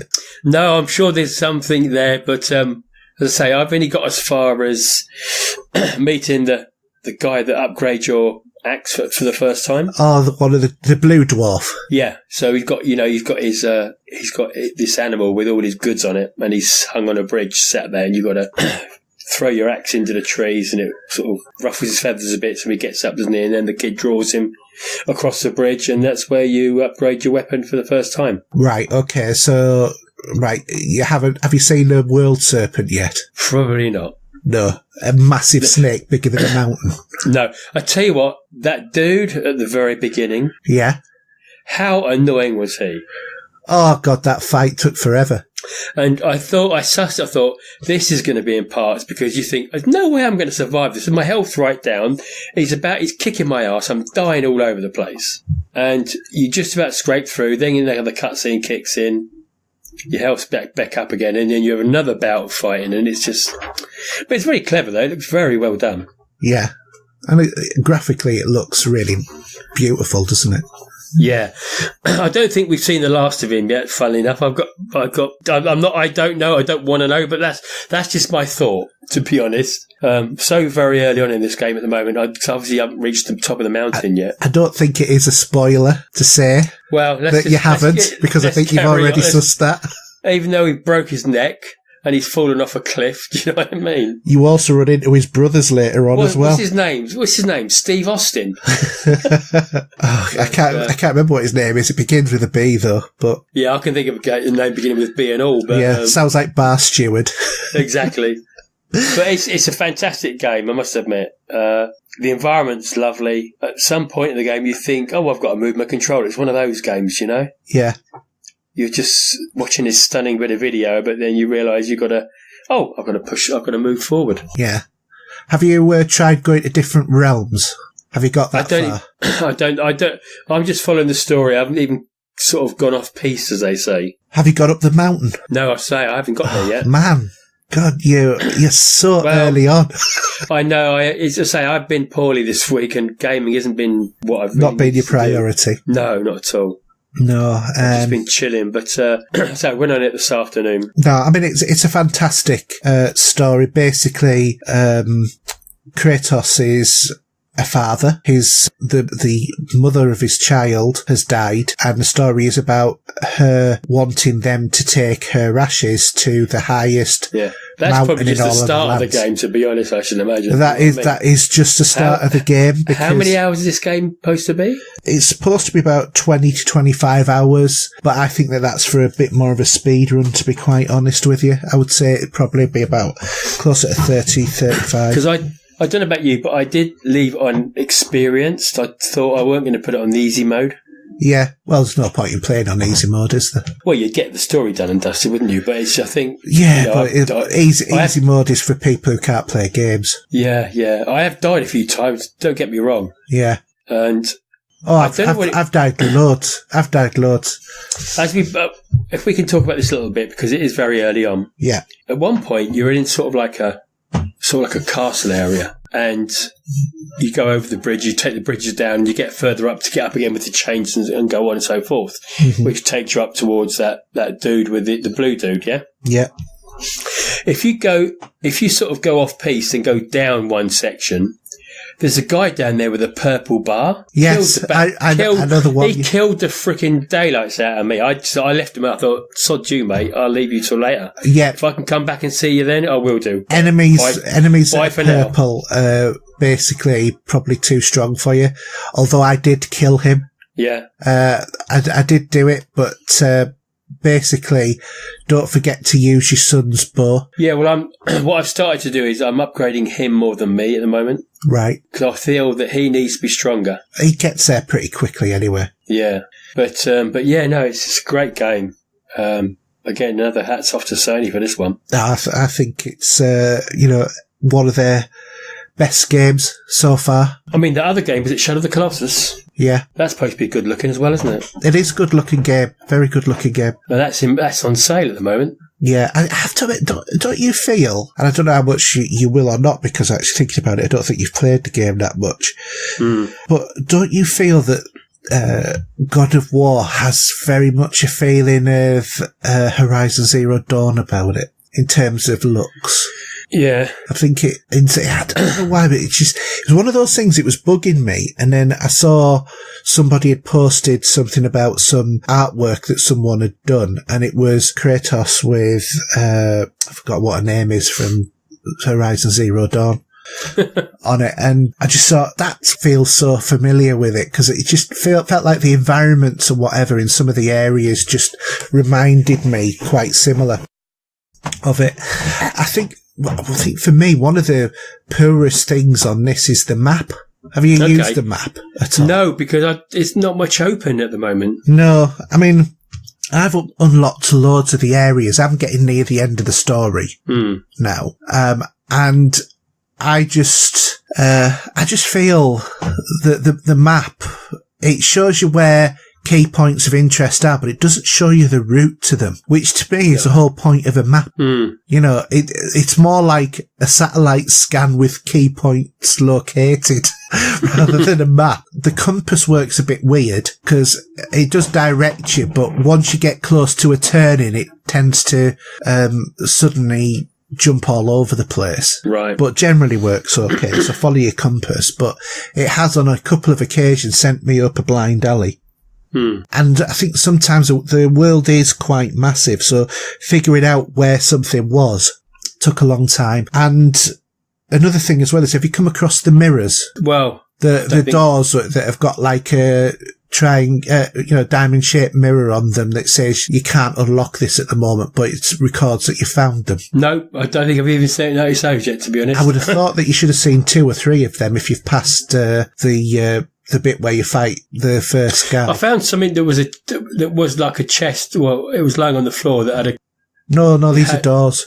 Okay. but with like fancy mirrors on, and they're always the same. And you've got to find either 7 or 9 of those, and behind them is an enemy to defeat behind each one, and they are tough. They are very, very tough. Yeah. I've actually given up going behind them at the moment to concentrate on raising my level. So the way that you raise your level is by your equipment. So like Destiny, you would buy, or find or whatever, a piece of equipment which would give you a light level. Well, this works in a similar way, but it works on different stats. So you've got like, strength, vitality, luck, and various different other things that you can, have. And each piece of equipment that you equip will have, so many, it'll give you so much more in terms of certain key factors, so that either increases or decreases. I mean, there's things I've even power found level. that I need to attach as such, there's obviously runes or whatever. Yeah, your runes give you other extra perks as well. And magic spells of such a thing that I don't even know yet. Yeah. So there's still lots to play in this game. I'm just saying it's going to take a while. Yeah. Well, what I would do is when you're actually coming to upgrading your equipment is just pay attention to what it's doing to your level. So when you look to either craft or equip a piece of equipment or buy a piece of equipment, it'll show you your current level up in the top right, together with either, just that number, or an arrow pointing up or an arrow pointing down. If it's up, it's green. If it's down, it's red. Pretty self-evident if you don't choose the ones that go down, because that's going to lower your levels. We'll have to have a chat one night while I've got it on, go through it a little bit. Say I'm very early on, but well, I've done a couple of Twitch streams. No, sorry, not Twitch streams, YouTubes of it. So you can actually see me playing a little bit as well. Yeah, but I don't want to see stuff I've not got to, if you know what I mean. Yeah, I know what you mean. But yeah, pay attention to your equipment and, what your levels are doing. And not only that, when you put on equipment, you can then upgrade it as well. But it'll only upgrade to a couple of levels before it maxes out. And then you've got to get new equipment. Okay. So, things that, it'll give you things for cooldown time, which is obviously important for, the cooldown between special moves. Yeah. So there's lots of different, ways in which that you can upgrade your equipment. And then later on you get more weapons as well, an extra weapon as well. Which is one that anybody who's played God of War will be familiar with from the past, but I won't leave it there in terms of that. Yeah, of course. Because you only start off with an axe on this one. And the axe has quite a neat feature in that it'll freeze things that it hits. Yeah, mine is at the moment, yeah. Yeah, so a lot of the puzzles relate to your axe, and that It's like, you always have to, when you go to when you want to get a gate open, you've always got to hit something with your axe to hold the gate open. Yeah. Which is a little bit annoying because you shouldn't need to do it every time, but you said that they seem to throw in that mechanic. To be honest, sometimes later on as you get into the game, there's other mechanics that come into play. But your axe does play a lot in terms of solving some of the problems. I'm thinking very much later on when you open up another door. And you'll know what I mean by that point. There's a bit where you've got to use your axe because there's a series of rotating sort of like saw blades going round in a corridor on an axis, and you have to get through. And the only way you can do it is to freeze them to get them all going into sequence. And you've got to do it several times to get them going in order. Yeah. So yeah, brilliant game, fantastic. Yeah, I like it. So. We'll give it top marks. If you want to get this game, definitely do. I think everyone's giving it 10 out of 10 at the moment. And I don't think that's unfair, to be quite honest with you. Yeah, not at all. No. So anyway, that's it for this week. We're not going to do movies, TV and streaming this week, just because we've already got a limited amount of time. And that's dwindling away at the best of times at the moment. It is. I don't know where it goes. Once we start talking, we start talking for ages, don't we? And the thing is, we've got the debate to do, and that could be an hour on its own. I think that we'll need to limit the debate to just some of our favourites, to be honest. We can always come back to it at another time. Yeah. But, well, we'll do a quick bit of tech talk. From the laboratories of...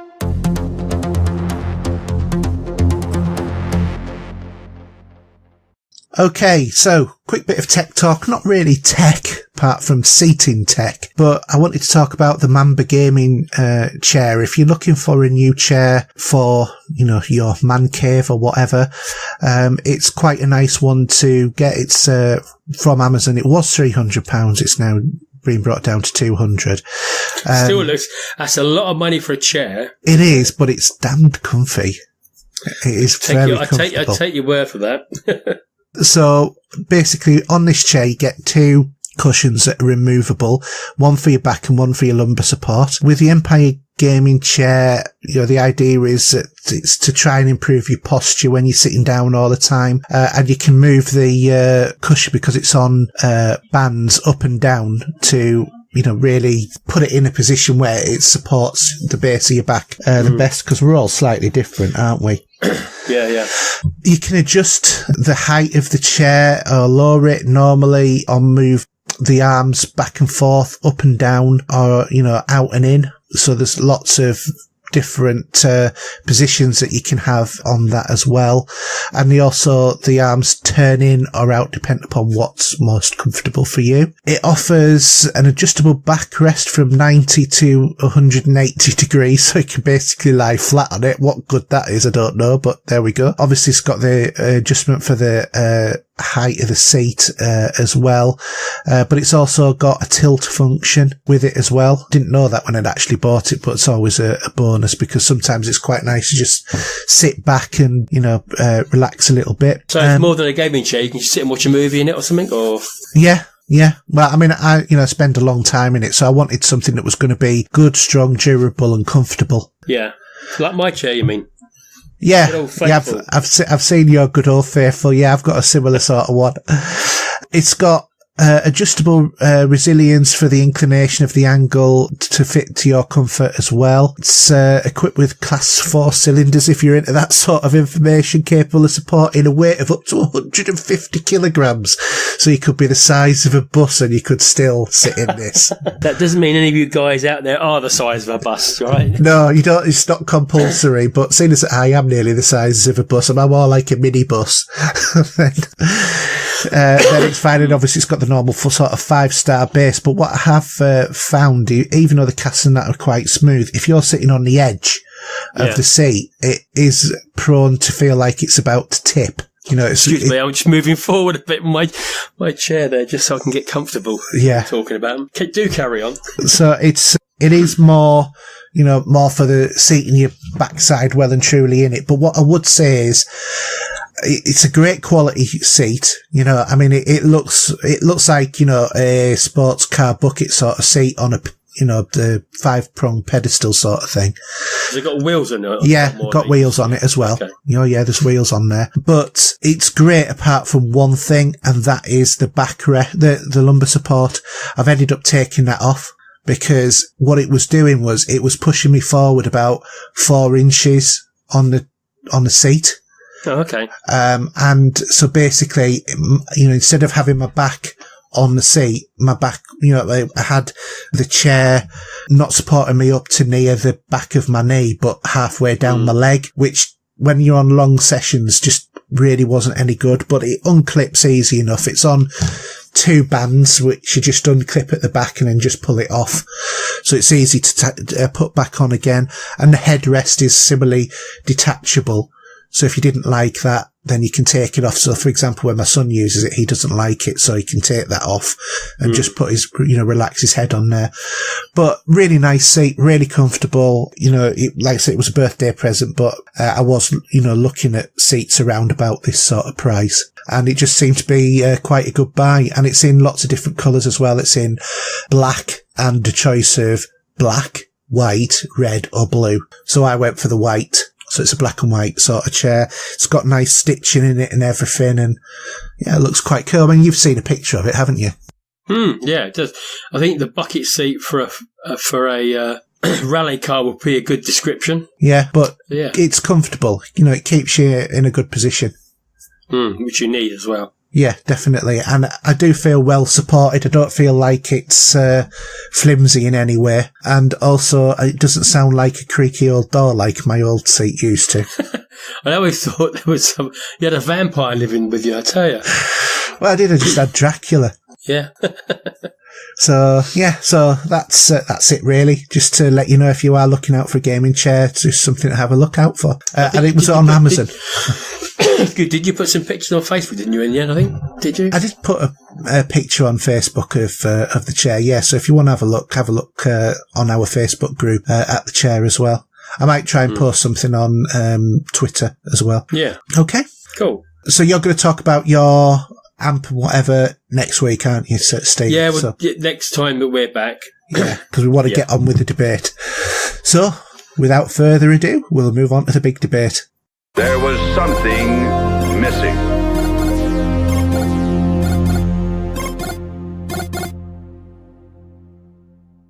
All right, so tonight's big debate is about best movie soundtracks.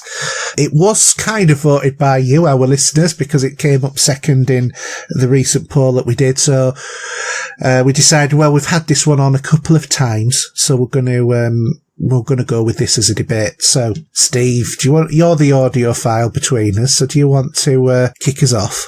There's so many, but as I say, we could be talking for hours as far as I'm concerned. Yeah. I thought in my head, I saw your list and thought, yeah, I could agree with those. And I thought, well, let me just have a look at my vinyl collection and see what I can put in there. So I think there's a bit of a theme with some of the composers for these films. And what you mean, John Williams?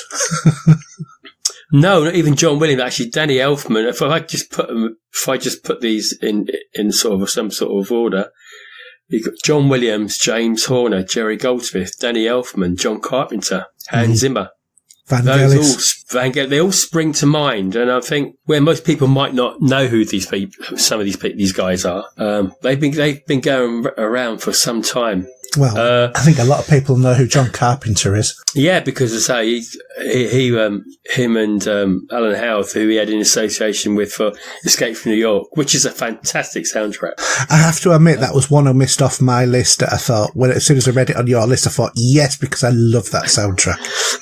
Excuse me, because I thought, actually, as much as we've got very similar tastes anyway, it just you can't think of everything, can you? No, and some of the ones that I've come out with are quite a bit different to your taste in some of the music, because I think on a lot of your ones you've gone for ones that are more specifically composed for the movie.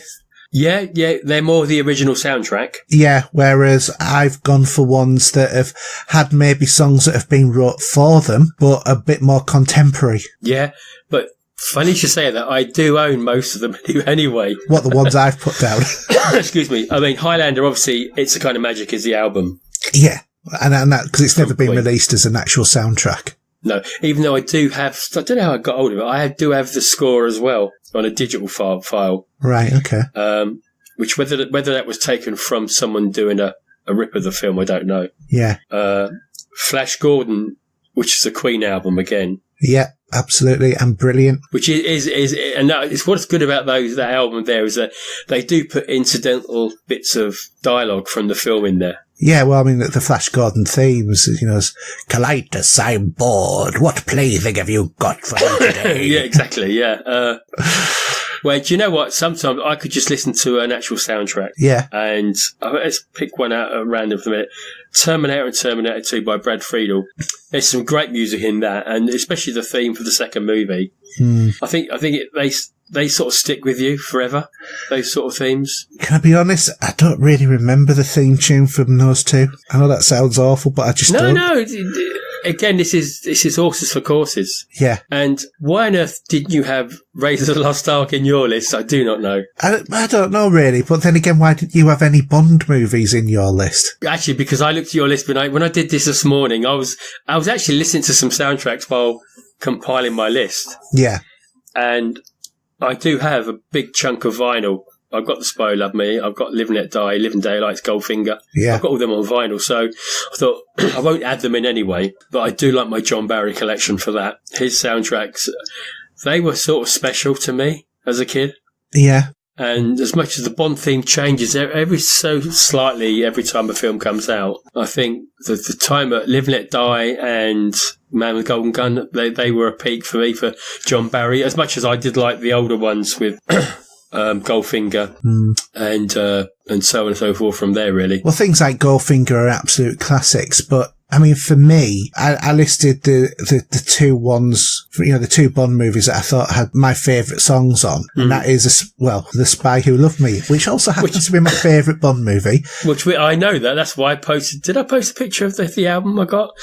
I can't remember. But, the Nobody Does It Better. Yeah. Song. Carly Simon. Yeah, Carly Simon. I love that song. Absolutely love it. And I think it just set off the film so brilliantly. But also Casino Royale with Nobody Knows Your Name.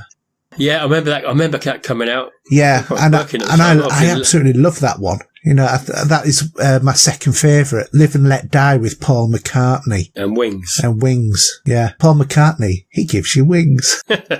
So does Red Bull. But yeah, no, yeah, no. I mean, we could have a debate on Bond movies for the soundtracks alone if we ever decided to do one. Yeah. And also, Living Daylights. I remember watching a TV programme that had one-hit wonders. And the whole thing of the show was, these are one-hit wonders where they've released one song and have never released anything else. Well, and I said, aha, with Take On Me. So we forgot about The Sun Always Shines on TV, The Living Daylights, and everything else that they've done. And they're still going. Yeah, who said that then? It was on one of the music channels. Was it really? It was. Was it MTV? I think it was. It was either MTV or VH1, because they're the only ones that I ever watched. Yeah. I think just a quick more about Bond movies. I think the highlight of any artist's career in music is to get the call to say, we want you to do the Bond theme. Yeah. And I think Adele's done it twice.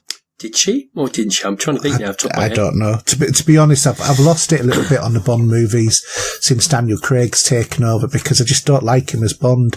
After thinking I would love him as Bond. Yeah, yeah. But I think if you go back to listening to the old classic, if you listen to Goldfinger and You Only Live Twice, they're just brilliant. And that feels like those movies were in the 60s. It still keeps them there. Yeah.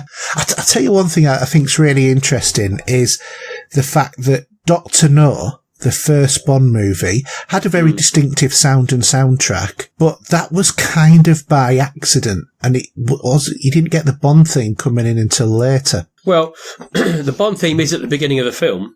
In Dr. No, it is actually the opening part of the film. But it wasn't really... I don't think it was fully adopted in that film, no, was it? It was used I don't think it wasn't like where you get some incidental music in a car chase and you'll start to play the Bond theme or whatever. Yeah. In Dr. No, I think that didn't happen, but it was just used as the main title theme at the time. Yeah, but that's what I mean. It wasn't... Yeah. It wasn't so closely associated, it's like now when you start going dun dun dun dun dun dun dun, somebody immediately knows you're referring to Bond. Whereas I don't think it had that kind of identity, and it just doesn't come through in the film, but it had a lot of the music of the time in that movie. But it does really age it at the same time. Where you had Sean Connery singing Underneath a Mango Tree, for example. Yeah. Excuse me. So, yeah. Just looking through my list there, because some of these are 80s movies. Should we talk about the Treks? Because I was just thinking, because you've chosen a different Star Trek to me. Yeah, I did. As much as I did play half the album, when I was doing this list and I saw your list, I did put Star Trek the Motion Picture on for half an hour. Yeah. While I was going through my list. And it is a great soundtrack because really Next Gen pulled the main theme from that. Yes. And it sort of stuck from there onwards for a while, didn't it? That was the Next Generation theme. And it sort of carried on, and they carried on into the movies a bit as well. So I'm forgetting Star Trek 2 for the minute. Yeah. And Star Trek 3 and Star Trek 4. I think Star Trek 5 actually used that same theme. And obviously it's all changed again now, but yeah. It's a great soundtrack. See, I put the motion picture down because of the Klingon tune. When there were opening up the opening scene. Yeah. And the Klingons are approaching Vija. That's right, yeah, and they get melted, I think is a polite word. Yeah, and it's that clicky music that's going on. With all that instrumental that's going on there with, as you say, with the click and that. One of my kids hated that bit of tune. Oh, I loved it. I'd play it really loud in the car and it would freak her out, something rotten. So therefore I put it louder, obviously. Yeah, because psychological scarring is a parent's duty. It is, isn't it? And but no, that became the Klingon theme from there onwards for a while as well. It did, and I think in terms of that film, because really Star Trek: The Motion Picture was originally meant to be Star Trek Phase 2. The first episode, which was supposed to be the relaunch of the TV series. And I saw what happened with Star Wars. And then they go, I think we need to make a movie. Let's do Star Trek. And we'll just take this hour-long TV episode and make it 2 hours. And I had to fill it with something. And what they filled it with was special effects and music. Yeah. And, that carried that film right the way through. But it was also very expressive, and I think in terms of the Klingons, that you said your daughter hated it. Because it made it, it felt quite oppressive or what to her. Well, that's kind of the Klingon way, isn't it? It is, but it had that, I can't explain now, but it had that it was defining for the time. And Jerry Goldsmith is a great composer. Yeah. And he did Poltergeist as well, for example. Yeah. Which I love that soundtrack. And it's just how some of these, guys that bring music to film, how it incorporates and gives that film an atmosphere. Yeah, exactly. And it works every time.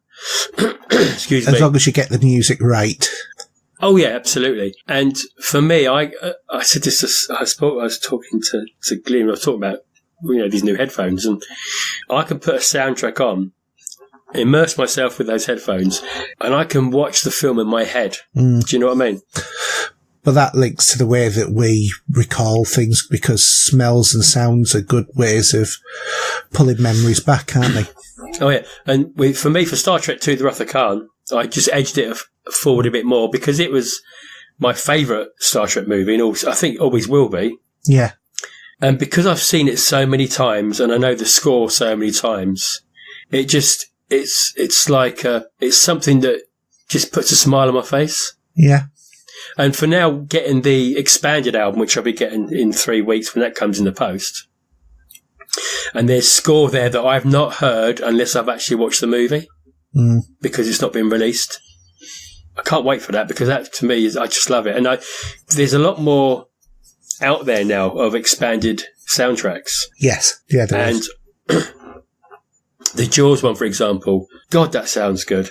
Yeah. I was listening to that this morning as well while I was putting this list together, and the bass and the apprehension of this shark coming up to you in when you listen to this music is incredible. And I think John Williams, hats off to the guy, because I think if it wasn't for him, everything else we've had after wouldn't follow. No, well, I mean, I've heard people liken John Williams to like the Beethoven of modern day era. And I think he is. And I think one of the things that's probably a shame is he's known as a classical music composer for movies, but just because it's made for a movie shouldn't diminish the quality of the fact that it's classical music.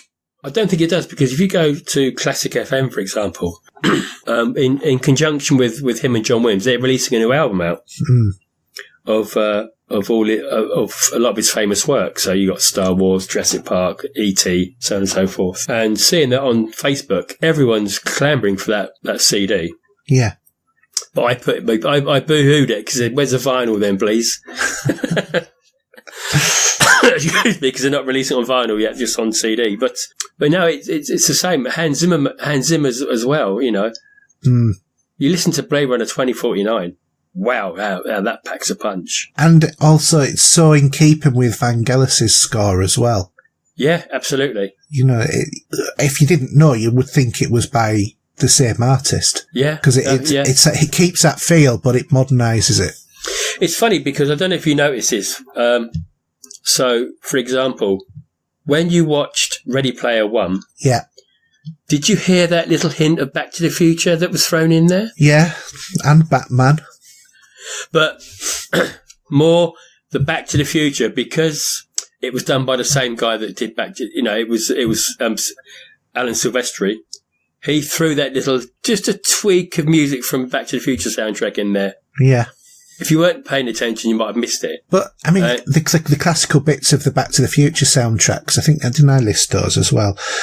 Yeah. You know, the actual score for Back to the Future is a fantastic thing. But for me, because as soon as you listen to the Back to the Future theme tune, you know it's that movie. But also right down to, The Power of Love by Huey Lewis and the News. Yeah. As well, and John, the recording of Johnny B. Good, which is actually a really good version of the song that's on that soundtrack as well. Mm. Yeah, all the songs that were used in the prom night section of the movie. Yeah. Excuse me, they were all very good. Absolutely. Even the last one, which when you're egging on, go and kiss her for Christ's sake. Yeah. Yeah. They're just outstanding. I think I always can tell a James Horner movie. Mm-hmm. And I don't know actually about it. So Aliens, for example, maybe not Commando or Brainstorm, but Aliens, and there was a couple of other. His music does sound familiar, and there are they all blend into each other to a certain degree. Do you know what I mean? Yeah. I think they have a style, and for better for worse, that sounds like Aliens. That might sound like something. That might sound like Star Trek too. Mm. It's just the way he comes across. I think that's why I prefer John Williams, because he can make things sound completely different. Mm. To other work like Jewel of Fate. Yeah. From Star Wars Episode 3. Episode 1. Oh, I thought it was Episode 3, but go on, carry on. No, it's Episode 1, because it's the one that they do for Darth Maul fighting. Oh, okay. Yeah, I'm with you.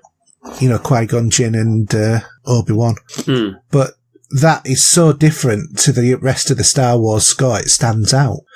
But then you actually listen, and this is where some of the conspiracy theories come in. The music that is played at the bit where Palpatine is talking to Anakin and talking about Darth Plagueis the Wise is very similar music to the music that refers to Snoke on The Force Awakens, which is why a lot of the conspiracies were thinking the criminal Jerry Ryan, doing the episode 8, that Snoke was going to be Darth Plagueis, which I think would have been a good way of doing it. But they've obviously gone in a completely different direction because, well, that's what the fans wanted.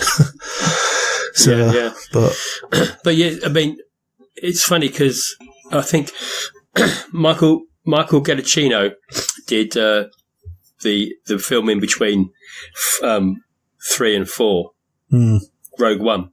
But do you notice it's not John Williams or not? How do you feel about that? I mean, I knew it wasn't John Williams, but it's hard to know if I hadn't have heard it, would I have known it wasn't John Williams? I think he did a good job. Do you know why I like Michael Giacchino?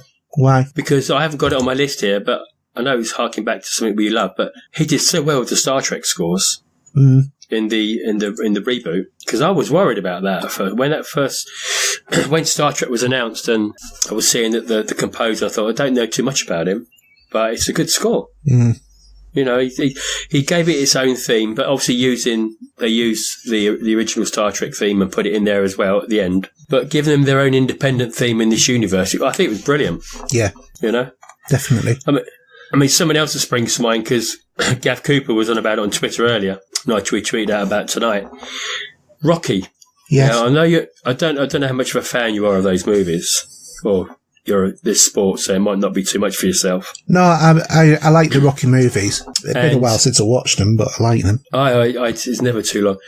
And those soundtracks are class, and they give you that feeling of getting behind the competitor, and the boxer. Do you know what I mean? Where, for example, Sherlock, if you remember the film Sherlock Holmes, yes, I'm talking about the first one with Robert Downey Jr. Yeah. Hans Zimmer's take on the theme for Sherlock Holmes makes you feel like you're in that era. Yeah. Do you know what I mean? It's so clever. It is. I think so. Danny Elfman, the Batman theme. Now, how wouldn't you not thought that one would stick for so long? And it's even used in the Lego Batman. So, not whether people know this, Danny Elfman did the Fable theme. And he did Darkman as well, didn't he? Yeah, which is one of my recent acquisitions, which I watched the other night, actually. And if you've never seen Darkman, I know it's an 80s movie, and it's Liam Neeson, by the way. Excellent film. It's been years since I've seen that. It's a superhero movie in a way, though, isn't it? Well, it's a graphic novel based. Yeah, but the idea of Darkman is actually he's some sort of superhero, but he isn't.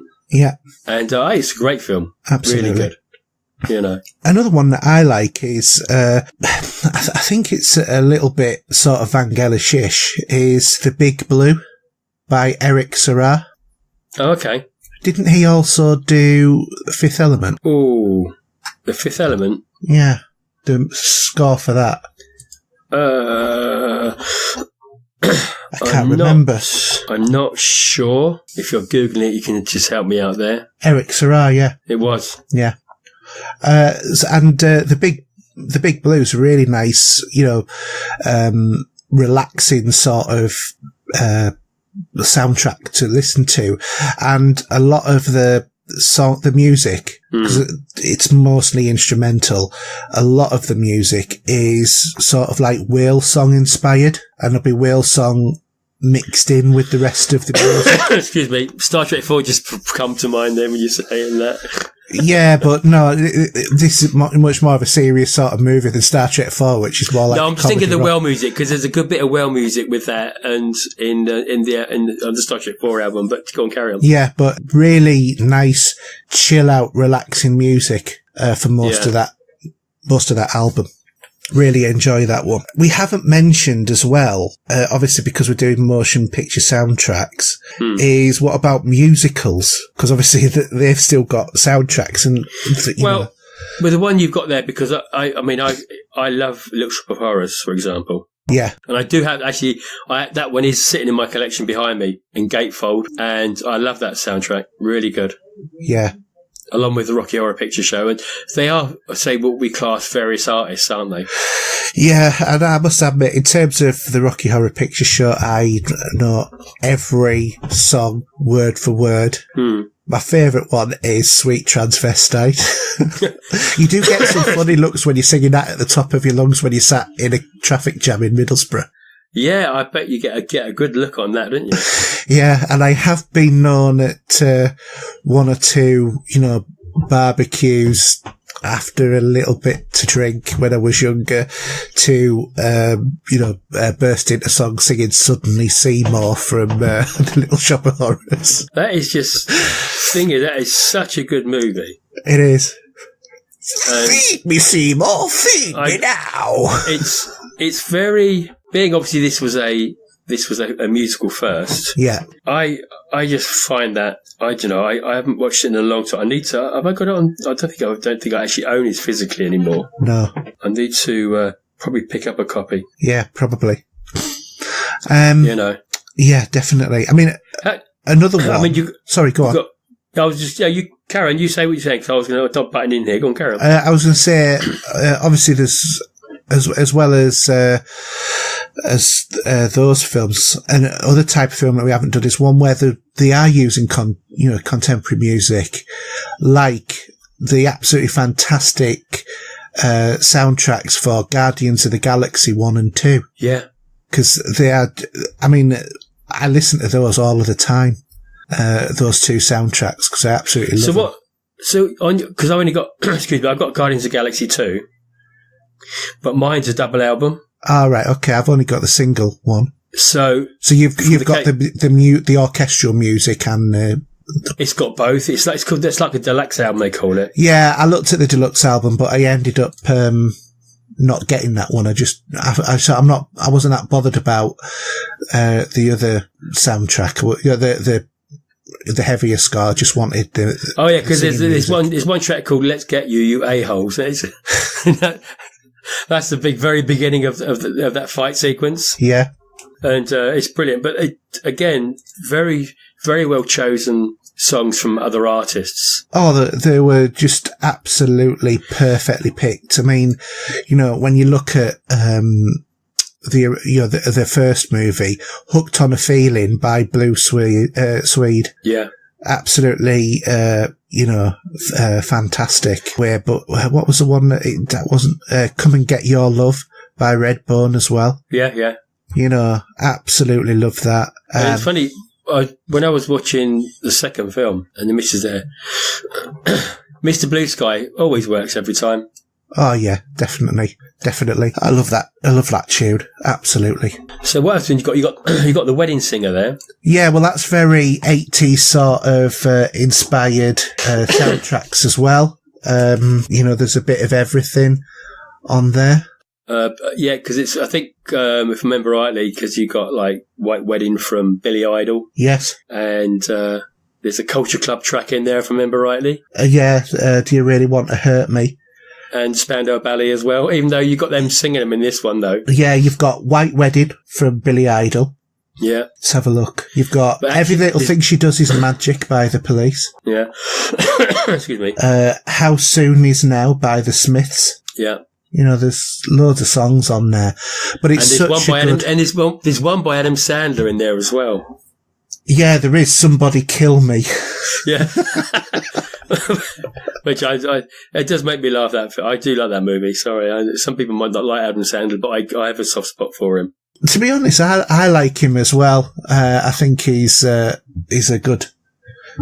He's all right. I don't have any problem with him at all.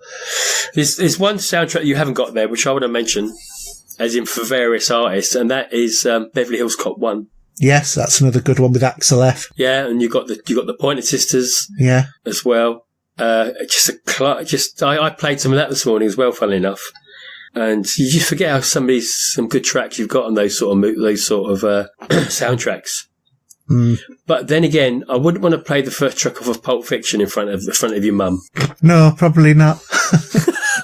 Because it does have that incidental start when they're in the cafe and they kiss each other. He said, "I love you, honey bun," and then they come out with all that language. God, yeah. No, that's quite funny. But there's another one as well, Lock, Stock and Two Smoking Barrels. Some of the music that was on there, that was really good. Was that various artists as well? Yeah, it was various artists. Mm. But that was really good soundtrack. Enjoyed that, and Kill Bill as well. Tarantino did a good job on both films, but I think particularly on Kill Bill Volume 1. Well, because you had the what was the track by the that was I can't think now. Can't think the girl's name. The little girls band. Little girl band on Kill Bill Volume 1. Yeah. I don't know. I'll tell you because I've got that digital. If I just scroll down, if I can find it, let's have a look. Kill Bill. I've got Kill Bill Volume on both here. So I'm on about which track? Well, one track was Bang Bang. Bang, yeah. Bang, Bang, Baby. Yep. My Baby Shot Me Down. And the other one was by the Woohoos. That was it. 5, 6, 7, 8. Class. Really good track. Yeah, there was some good, there's some good songs on that piece, that film. And even the theme from Ironside, if you remember rightly. Wasn't it? I'd forgotten that. It was just an excerpt of the film, though. It is very, very small. And another thing that we've not mentioned, and they're very renowned for it, is Disney movies. Now, to me, my favourite one is The Lion King. The whole of the album. Because, it has that, ba ba ba sort of one, piece of music that the film. Sorry, excuse me. Yeah, that's on there. But also the soundtrack by Elton John, because it's I Can't Wait to Be King, Hakuna Matata, which is just quite a nice fun song. It's kind of like the 90s version of Bare Necessities, I always think. Oh well. It's funny, because just thinking back to those Disney ones as a kid, even actually Lady and the Tramp, We Are Siamese, If You Please, for example. which was class. And then remember, Phil Collins did "Strangers Like Me" in Tarzan. Yeah. So they've had a few artists, recognised ones, should we say? Yeah. I tell you what else. I also like the theme tune for Aladdin as well. That soundtrack. That was a really good one. A lot of good songs on there. But, they're all the very much kind of like happy sort of things. The complete opposite, coming out of Disney again, but looking at the movie Dune with the soundtrack by Toto. Yeah. I haven't heard that. No, I've actually got that on CD. Great track. The music's quite oppressive. It's quite heavy going, but it's a great soundtrack. Yeah. I'm just trying to scroll through my digital collection. Hot Fuzz was quite a good soundtrack actually, because that was a various artist one with the Simon Pegg film with I think XTC and Adam and the Ants were in there. People like that, if I remember rightly. That was quite a good one. You've mentioned Bond. Actually, Mission Impossible. Well, that's a classic tune in itself, isn't it? Because that has changed over the years, to be honest, on the way that's been coming across. But very bassy type of track, which I think has been put on many people's phones for their ringtones, And I'm trying to think what else. Actually, The Last Starfighter is a good soundtrack. Yes. Very trying to take on a way of John Williams in that sort of style. So. Oh, there's quite a few. Even some of the horror films. I know you're not really a horror fan, but Tubular Bells, stuff like The Omen, which was sneaked into The Exorcist for about 20 seconds. Another good various artist albums, Armageddon with Aerosmith, ZZ Top, Bon Jovi, some class tracks in that. I'll tell you one that's is quite a good one. It's got the guy off Starship Troopers and How I Met Your Mother. Do you know the one I mean? I forgot what his name is. But, it's also got Nathan Fallon on from Serenity, and from that movie, and the TV show that went with it, and also the ginger-haired woman from the Guild is Dr. Horrible's sing-along blog. Oh yeah, I know you're talking that's about. Really good. Quite enjoy that. As a theme, as a thing. But there's some really, music is so important to whatever film that you're actually watching, and getting it right is so essential. Yeah, no, I mean, it's funny because as much as you had Danny Elfman doing the Batman soundtrack, you had Prince doing the rest. Yeah, and he had an album out for that as well, and then we had a time in the 80s where we had quite a few war movies, so various artists would be songs from that. Well, look at the music from Good Morning Vietnam. That's exactly what I'm looking at the minute on my Discogs library, actually. So, because you had Martha and the Vandellas, you got the Beach Boys, but also what was clever about that soundtrack, have you actually heard it? Which one? Yes, I've got it. Vietnam. So, in between each song from the 60s, they threw in some Robin Williams parts from the film, didn't they? And because I got really that clever back in the day when I used to mix tapes, and when you always used to have that 20 or 30 seconds at the end of a tape, I used to throw one of those in. That's what I used to do. Another one I loved as well was Austin Powers, that one, because it had BBC by Ming T on that one. Obviously the Austin Powers theme tune, which is fantastic anyway, but there's a few good ones on there. How about Ray Parker Jr.? What? Come on. Ghostbusters, yeah. Ghostbusters. Well, that's a classic, isn't it? Yeah, that did very well. Love It or Hate It, the Grease album made a lot of money. That's true. And my wife went into HMV the other day to get the Grease album, and when she found it, she went, "You're the one that I want." I'm going to tell her that. You wait. She can hear it. She's only in the next room. She will shoot you down. Yeah.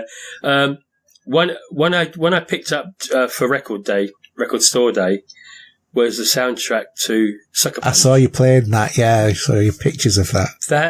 That is a class album, because actually the actress that plays Baby Doll did some of the songs herself, Emily Browning, and that album. We ever talk about Zack Snyder in a long-term relationship?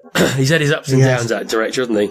But I still like that film. I still think, it's got to, if you want to just watch action scenes, you can get away with it. I'll tell you another good album as well. Bill and Ted's Bogus Journey. It's got Shout It Out by Slaughter, Battle Stations by Winger, God Gave Rock and Roll to You Too by Kiss. I love that track as well. Absolutely The brilliant. Perfect Crime by Faith No More, Go to Hell by Megadeth. Excuse me, yeah. Brilliant album. And another one, quite tragic about how she ended up, was The Bodyguard with Whitney Houston. Yeah, because that song, Alan, was that number 1 for? Jesus, I can't remember. That was just ridiculous. A long time. But there's been, a lot of the chick flick sort of movies tend to have good soundtracks as well, like Bridget Jones's Diary. Yeah, because they sort of got, not that a lot of guys would, but they've got a lot of songs that are sort of for everyone, haven't they? I do own them all anyway, so I think I've got about 3 of those CDs. Like Dirty Dancing as well. God, how many versions of that is there? I've got the special edition. Yeah. I got it for the missus. But, again, that was great because it had like 60s vibe, so you had all those songs from the 60s in there. And then for, more my kind of area, Sheffield, which is not too far from me, the full Monty soundtrack. Yeah, I'm trying to Hot remember Stuff what was in by there now. I know there was the You Sexy Thing by Hot Chocolate, Moving On Up by M People, We're Family by Sister Sledge. God, yeah, can't remember those. But that was good. The Italian Job as well. I have that on CD as well, funnily enough. It's as much as we love the track that they were singing when they're doing the mini sequence. There's some great instrumental music there that you can just think about when you're driving your Ferrari around Italy. God, yeah.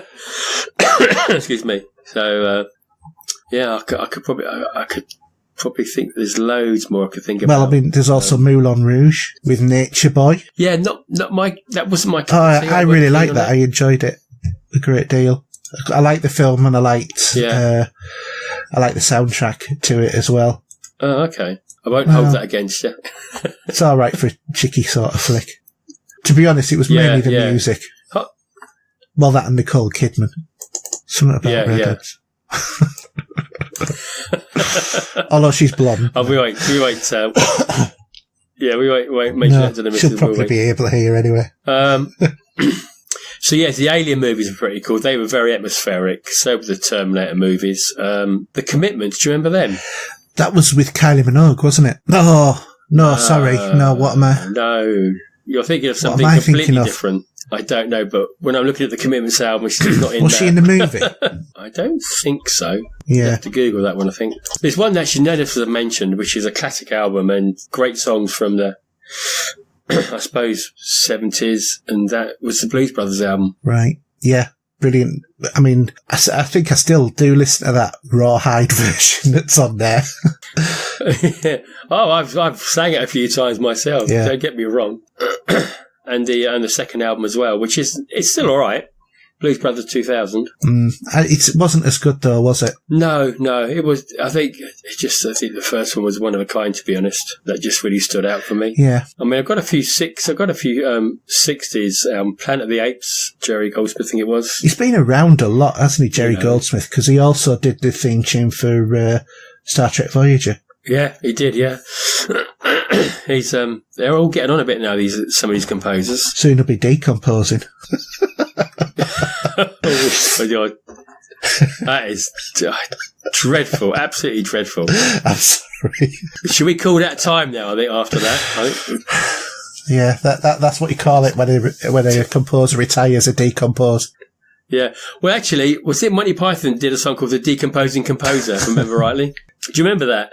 And they're talking about all these different composers like Beethoven and Mozart that bit the dust. Very, very clever song. So they beat you to it on that one. By a number of years as well. It's really annoying me. I can't think of what that. Anyhow. Wasn't it the Delinquents? I was thinking of. That's what I was thinking of. Yeah, completely getting my things mixed up there.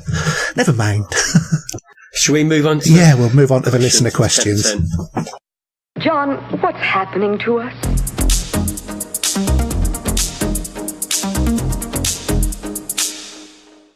Okay, so listener questions. And as normal, Mark is kicking us off with his question of, does playing a new release ever make you want to go back to an older and maybe unrelated games by the same developer?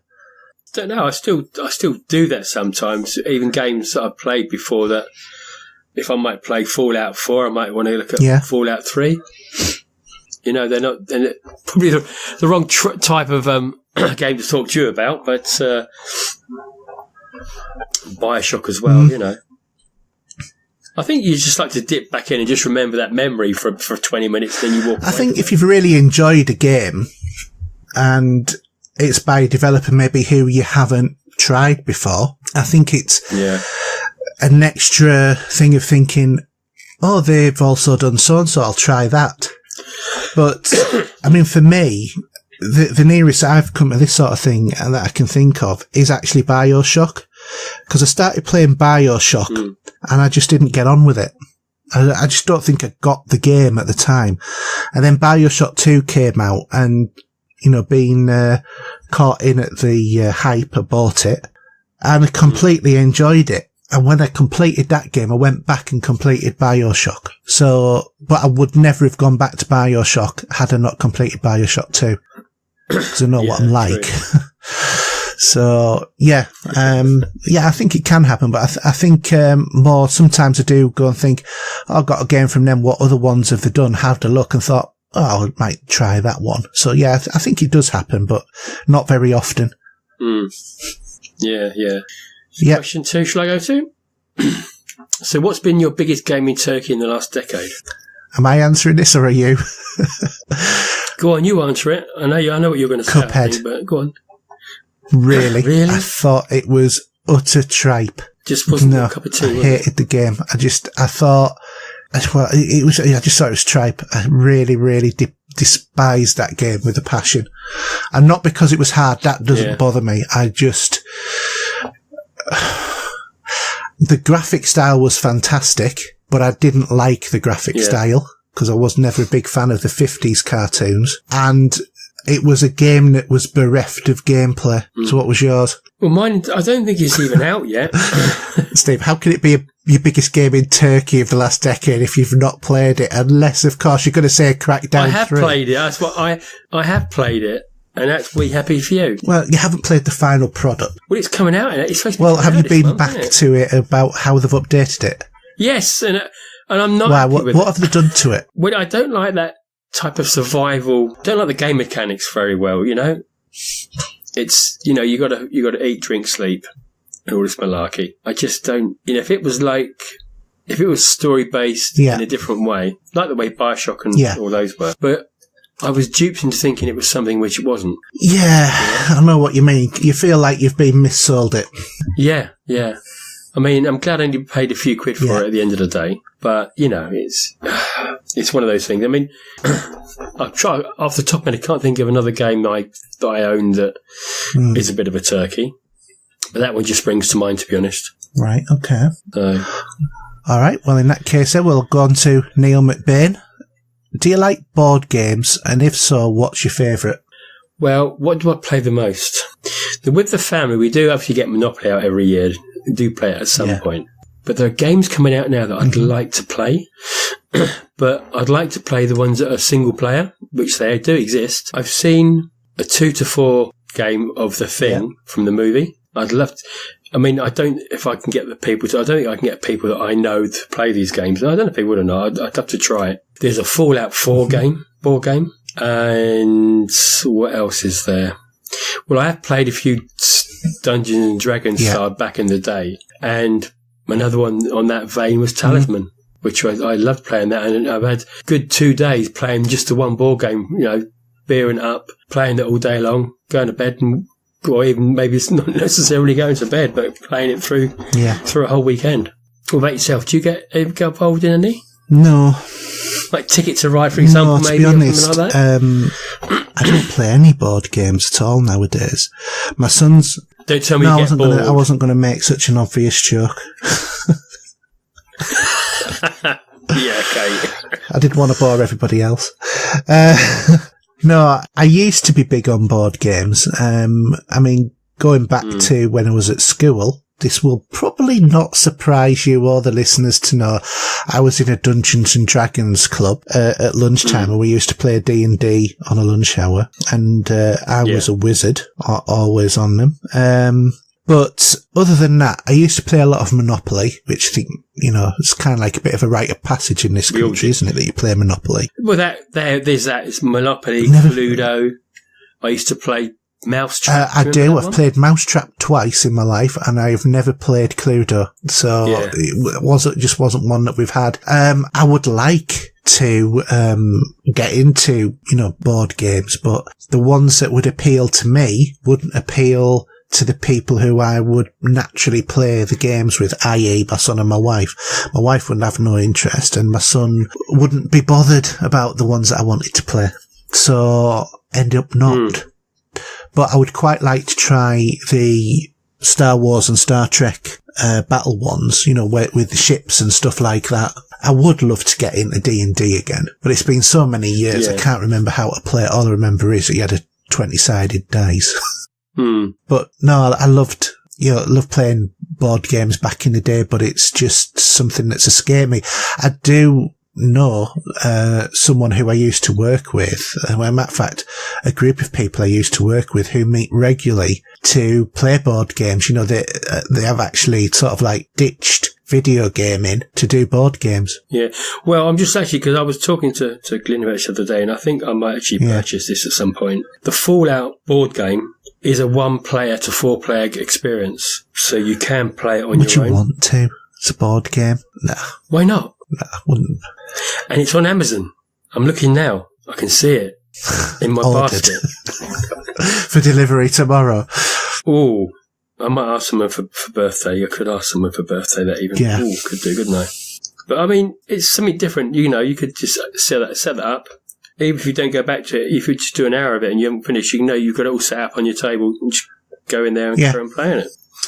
For example, that board game is that's not too bad. It's a 2 to 3 hour game. That's not too bad. I mean, there's a lot of creativity in board games nowadays. Or there is a BioShock one as well. There's loads of different franchises, to be honest. But there's ones that you can go online and you can print them off, free ones as well. Just print them off, play them once, sort of thing. So it doesn't. I used to have a Star Trek one as well, actually, which was fighting. I used to have Star Wars Death Star, where you used to have to go to the main reactor, switch off the tractor beam, and then get back to the Millennium Falcon. Yeah. Class. I used to play that as a kid. Yeah. But board games are such a big thing, especially nowadays. There's been a real revivalist. And when you look at a lot of the gaming conventions now, they have a corner. One corner's, people getting dressed up in cosplay, and the other corner's D&D, and the rest of the place is, video games. Yeah. Certainly that's how EGX was the last time that we went, wasn't it? And it was also the same with Insomnia. They were set up pretty similar. Yeah. But they're both big areas of the industry now. There is there's a Witcher adventure game, Fantasy Flight, for example, Eldritch Horror Bosses. There is really plenty out there if you just fancy, coming away and just doing something different. The problem is with such a massive pile of shame of video games, I haven't got time to play a board game. I need to catch up on the other stuff. Well, look at this, the Fallout one, right? Excuse me. You shape the narrative of your character, play 4 scenarios, the capital wastelands, the pit, the Commonwealth, and Far Harbor. Quest, kill, drift, and chill, experience a darn lot. Come on. That sells it. Yeah, you've already bought it, haven't you? Be honest, you've clicked buy now. It's in my wish list for now. Add to list. I'm going to do that because I'm going to say, if anyone says what they want to get me, it's on my wish list. Anyway, do you want to go and do Craig's? Right, okay, so Craig Cole has asked, who is your favourite Charlie's Angel? And I agree with him, absolutely. Chris Monroe. Cheryl Ladd, but I think... Yeah. No. Cheryl Ladd, Chris Monroe. Oh, sorry, yeah, that's a name, yeah. Do you think a lot of people would have gone for Farrah Fawcett? I would have gone for Jacqueline Smith. Or, if we're referring to the new ones, Drew Barrymore. I like a bit of Drew. I think Drew Barrymore would probably be a bit more my age. Well, no. Well, Jacqueline Smith's 72. Bless her. Yeah. In a wheelchair. There's also Kate Jackson as well. She was Sabrina. I weren't too keen on Kate Jackson. She came across as just... Tanya Roberts. Yeah, she was in the Bond movie with Roger Moore. Shelley Hack. She was Tiffany Wells. Yeah. Oh, yeah, I remember. So there's been a few, hasn't there? And of course, who was Charlie? Well, other than John Forsyth or Blake Carrington, depending upon your point of view. Well, I tell you, we will never, that question will go with us to the... Yeah, he did appear on a couple of the episodes, but he was always playing a very minor bit part, and it was only afterwards. But it was like the back to him, and you say, "Oh, was that Charlie?" And bearing in mind this was pre-VCR, so if you didn't pick it up, you didn't know who it was other than his voice. Yeah, true. Okay, so you want to do Nicky Wilson? Yeah, so Nicky Wilson says, "What's your best movie trilogy of all time?" And he's mentioned Back to the Future, and this is a hard question. Yeah, it is. But a trilogy comes in 3. So come on. It's got to be Star Wars, hasn't it? The original trilogy, yeah. What, 4, 5 and 6? Well, it ain't going to be 7, 8 and 9, that's for sure. Unless they reshoot 8 with a completely different script and a different director. Yeah. But you can't say Indiana Jones, because that's a quadrilogy. There isn't many trilogies out there, is there? Well, I suppose technically speaking, Star Wars isn't really a trilogy, is it? I mean, I would have maybe plumbed for maybe Aliens or something, maybe. Yeah. Should we just say best movie series rather than trilogy? Because trilogy is limited. There is too many. I know I think Nicky would give us the benefit of the doubt here on that one. It's not easy to just come out with one. I'm just going to plumb for today. I'm going to plumb with the Alien series. Would you say that the Alien series has been the most influential on your life? Or would you say Star Wars has had a bigger influence? Star Wars hasn't really, I don't think. But it's for you, though. You don't think Star Wars... I think Star Wars has had... Well, for me, it has had a big influence over time. I mean, maybe Star Trek for me, if we're going to go down that route. Well, Star Trek equally for me as well. But I mean, Aliens, I watched Alien Covenant the other night. Thoroughly I did as well. It was a good movie. I was expecting it to be bad, but actually I was very surprised. And being this is a prequel still, it's very good. Very good film. Did you watch it in 4K? Yeah. All right, okay, Sky. I've got the Blu-ray. Yeah, so it was in UHD or whatever you want to call it on Sky. But yeah, really good film as well. I loved it. Had some of that music in it still as well. Just made my little hairs and the back of my neck go up at the time. It got panned though, didn't it? I don't know why. No, neither do I. I thought I kept saying to Mrs. And I was on about the alien. Yeah. The android. Yeah. I said, I'm sure they swapped somehow. I was positive on it. She said, no. I said, it is. I could feel it in my waters. Yeah. Well, it was. I think it was probably a pretty obvious plot point anyway. Well, he'd have to melted his arm off for starters. Yeah. He'd have to got one of the aliens to do that as well. But it was still a really good film. I enjoyed it. Yeah, definitely. I enjoyed it as well. But I mean, we could have chosen Lord of the Rings or The Hobbit. They're other trilogies. Even Beverly Hills Cop 1, 2 and 3. Yes. So there are other trilogies out there. But your turn? My turn. Okay, Paul Wilson. What is your biggest tech purchase, regret, or item you desperately wanted and received as a gift? It doesn't have to be a recent addition. And did you keep it, flog it, or give it away? I can't think of one, to be honest. Biggest tech purchase regret. I tell you, I'll tell you what I'm going to put out there. HD DVD. What, for the Xbox? Yeah, I had one of those as well. That was, it was a shame because it was a good format. There's nothing the matter with it. Oh, yeah. It was just not quite as good as a superior Blu-ray. I know what you mean. But, it's a real shame. Yeah, I mean, I think that the thing that I regretted the most was buying an early Android tablet, and it had the very crude sort of like resistive sort of touch screen. Yeah. And sometimes you'd press it, or likely just press it by accident and it'd register. And other times you'd be pressing down on the thing and nearly breaking the screen and it wouldn't register that you were even touching it. Yeah. And I paid about £100 for it, and it just didn't do it for me. Yeah, so Michael Edwards, do you think PSVR is here to stay or a flash in the pan? Well, that's not for me to answer, is it? What do you think? Well, you would say it's a flash in the pan. I think VR will remain in a form in the future, but I don't think it's the thing that's going to take over from your monitors. It's just not. I still prefer gaming on a normal screen. Yeah. It is a nice experience to play in virtual reality. It does give extra dimensions to some games, not all. I think that there are definite genres it fits better, but I do not think we're going to be in a Ready Player One sort of world in any time in the near future, is my honest answer. And that's owning two different pieces of VR equipment. And you've got one. You've got the Samsung that's right. one. Yeah, it's all right. That's not bad, actually. Does that still fit with your new phone? I've not tried it yet, to be honest. I've not thought about it. Apparently it's supposed to, so I'll have to give it a little bit of a whirl and see. Yeah. Because I'll get an even better screen now from this upgrade as well. I have to try a 3D movie or something. Okay. Next question is John Stangroom. What's your favourite Doctor Who assistant character, guys? Always love K9 myself. Just quickly, I'm going to say Sarah Jane Smith. I liked her. It's a shame that she died. Because what was on the second series of the Sarah Jane Smith stories, then she died of cancer, didn't she? Yeah. Such a shame. And I saw her from her beginnings. I think Yoda's calling me now.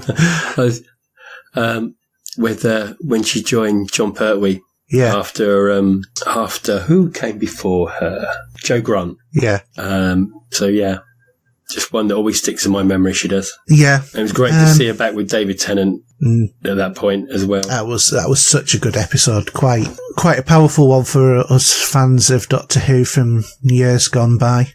Yeah. I think for me, the ones that I liked were the ones that, Peter Davidson had as assistants, because he had Tegan. Tegan, and she was quite nice, actually. Yeah, if you know what I mean. Quite liked her. I quite liked the ginger-haired guy who was with him as well, because he was like a bit evil, wasn't he? Yeah. And always going against the Doctor, and of course Turlough as a character. God, yeah. Yeah. So do you want to do Dave's? So Dave Rivet. I was queuing this morning, Saturday, so this is probably a couple of weeks ago now. Yeah. At 6 a.m. for Record Store Day. And there was there anything you guys wanted from the limited releases, and did you try to get them? Well, so this is over to you because I didn't get any record. No. I did actually. I actually went down at 8 o'clock in the morning. The shop was just about to open, and there was about a queue of about 30 people in front of me. Yeah. But I did pick up about. I picked up the picture disc soundtrack to Enter the Dragon. Mm-hmm. Sucker Punch. Now I did get Commander, but that wasn't an actual record day release. That was just a standard one. I did get the Sparks album, which is all their early stuff. And what else did I get? Let me think. I can remember. What else have I picked up? There was. Let me think. There was the Madonna Japanese import picture disc, which was repressed, and a 12-inch single from Soft Cell. Nice. Which was what I did want and I didn't get was the Human League album. Just couldn't get hold of that one. That was sold out. But I'll keep an eye out again. You never know, might find one float around. But the thing is, some people have been buying them and then throwing them on eBay for extortionate prices. Yeah. Which is not how it should work. No, it shouldn't be. But that's capitalist market, isn't it? It is, yeah. But hey-ho. Yeah. Okay. So, Oliver Brooks, if you were to have an animal as your personal bodyguard in the same room as you 24/7, what would you pick? As a bodyguard? As your bodyguard. I'd pick a grizzly bear. Okay. Why? Just sprang to mind as being big and very large and would bite your ass off once noticed. Yeah. Oh, I would go for a dog still. I love dogs, so why not? Okay. Craig Cole, what is your favourite introduction to a Doctor Who... what is your favourite introduction to a Doctor Who companion? I thought the Pond intro as the young girl story was awesome. That was very clever, I must admit. Yeah. I think that's probably one of the first that's done that sort of introduction. The others have just sort of come along. Yeah, they have. No. There was, who is it? I've forgotten what her name is. You carry on. I'll tell you in a second. No, I just totally agree with the Pond one. I love the idea of the little girl with a suitcase, and he comes back not realising that he's jumped ahead, where the TARDIS has brought him like another 18, 19 years into the future, and she's sort of a policewoman, shall we say. Yeah. Or not. By the way, it wasn't Turtle, it was Adric I was thinking of. Okay. On what you call it. The Donna Noble story.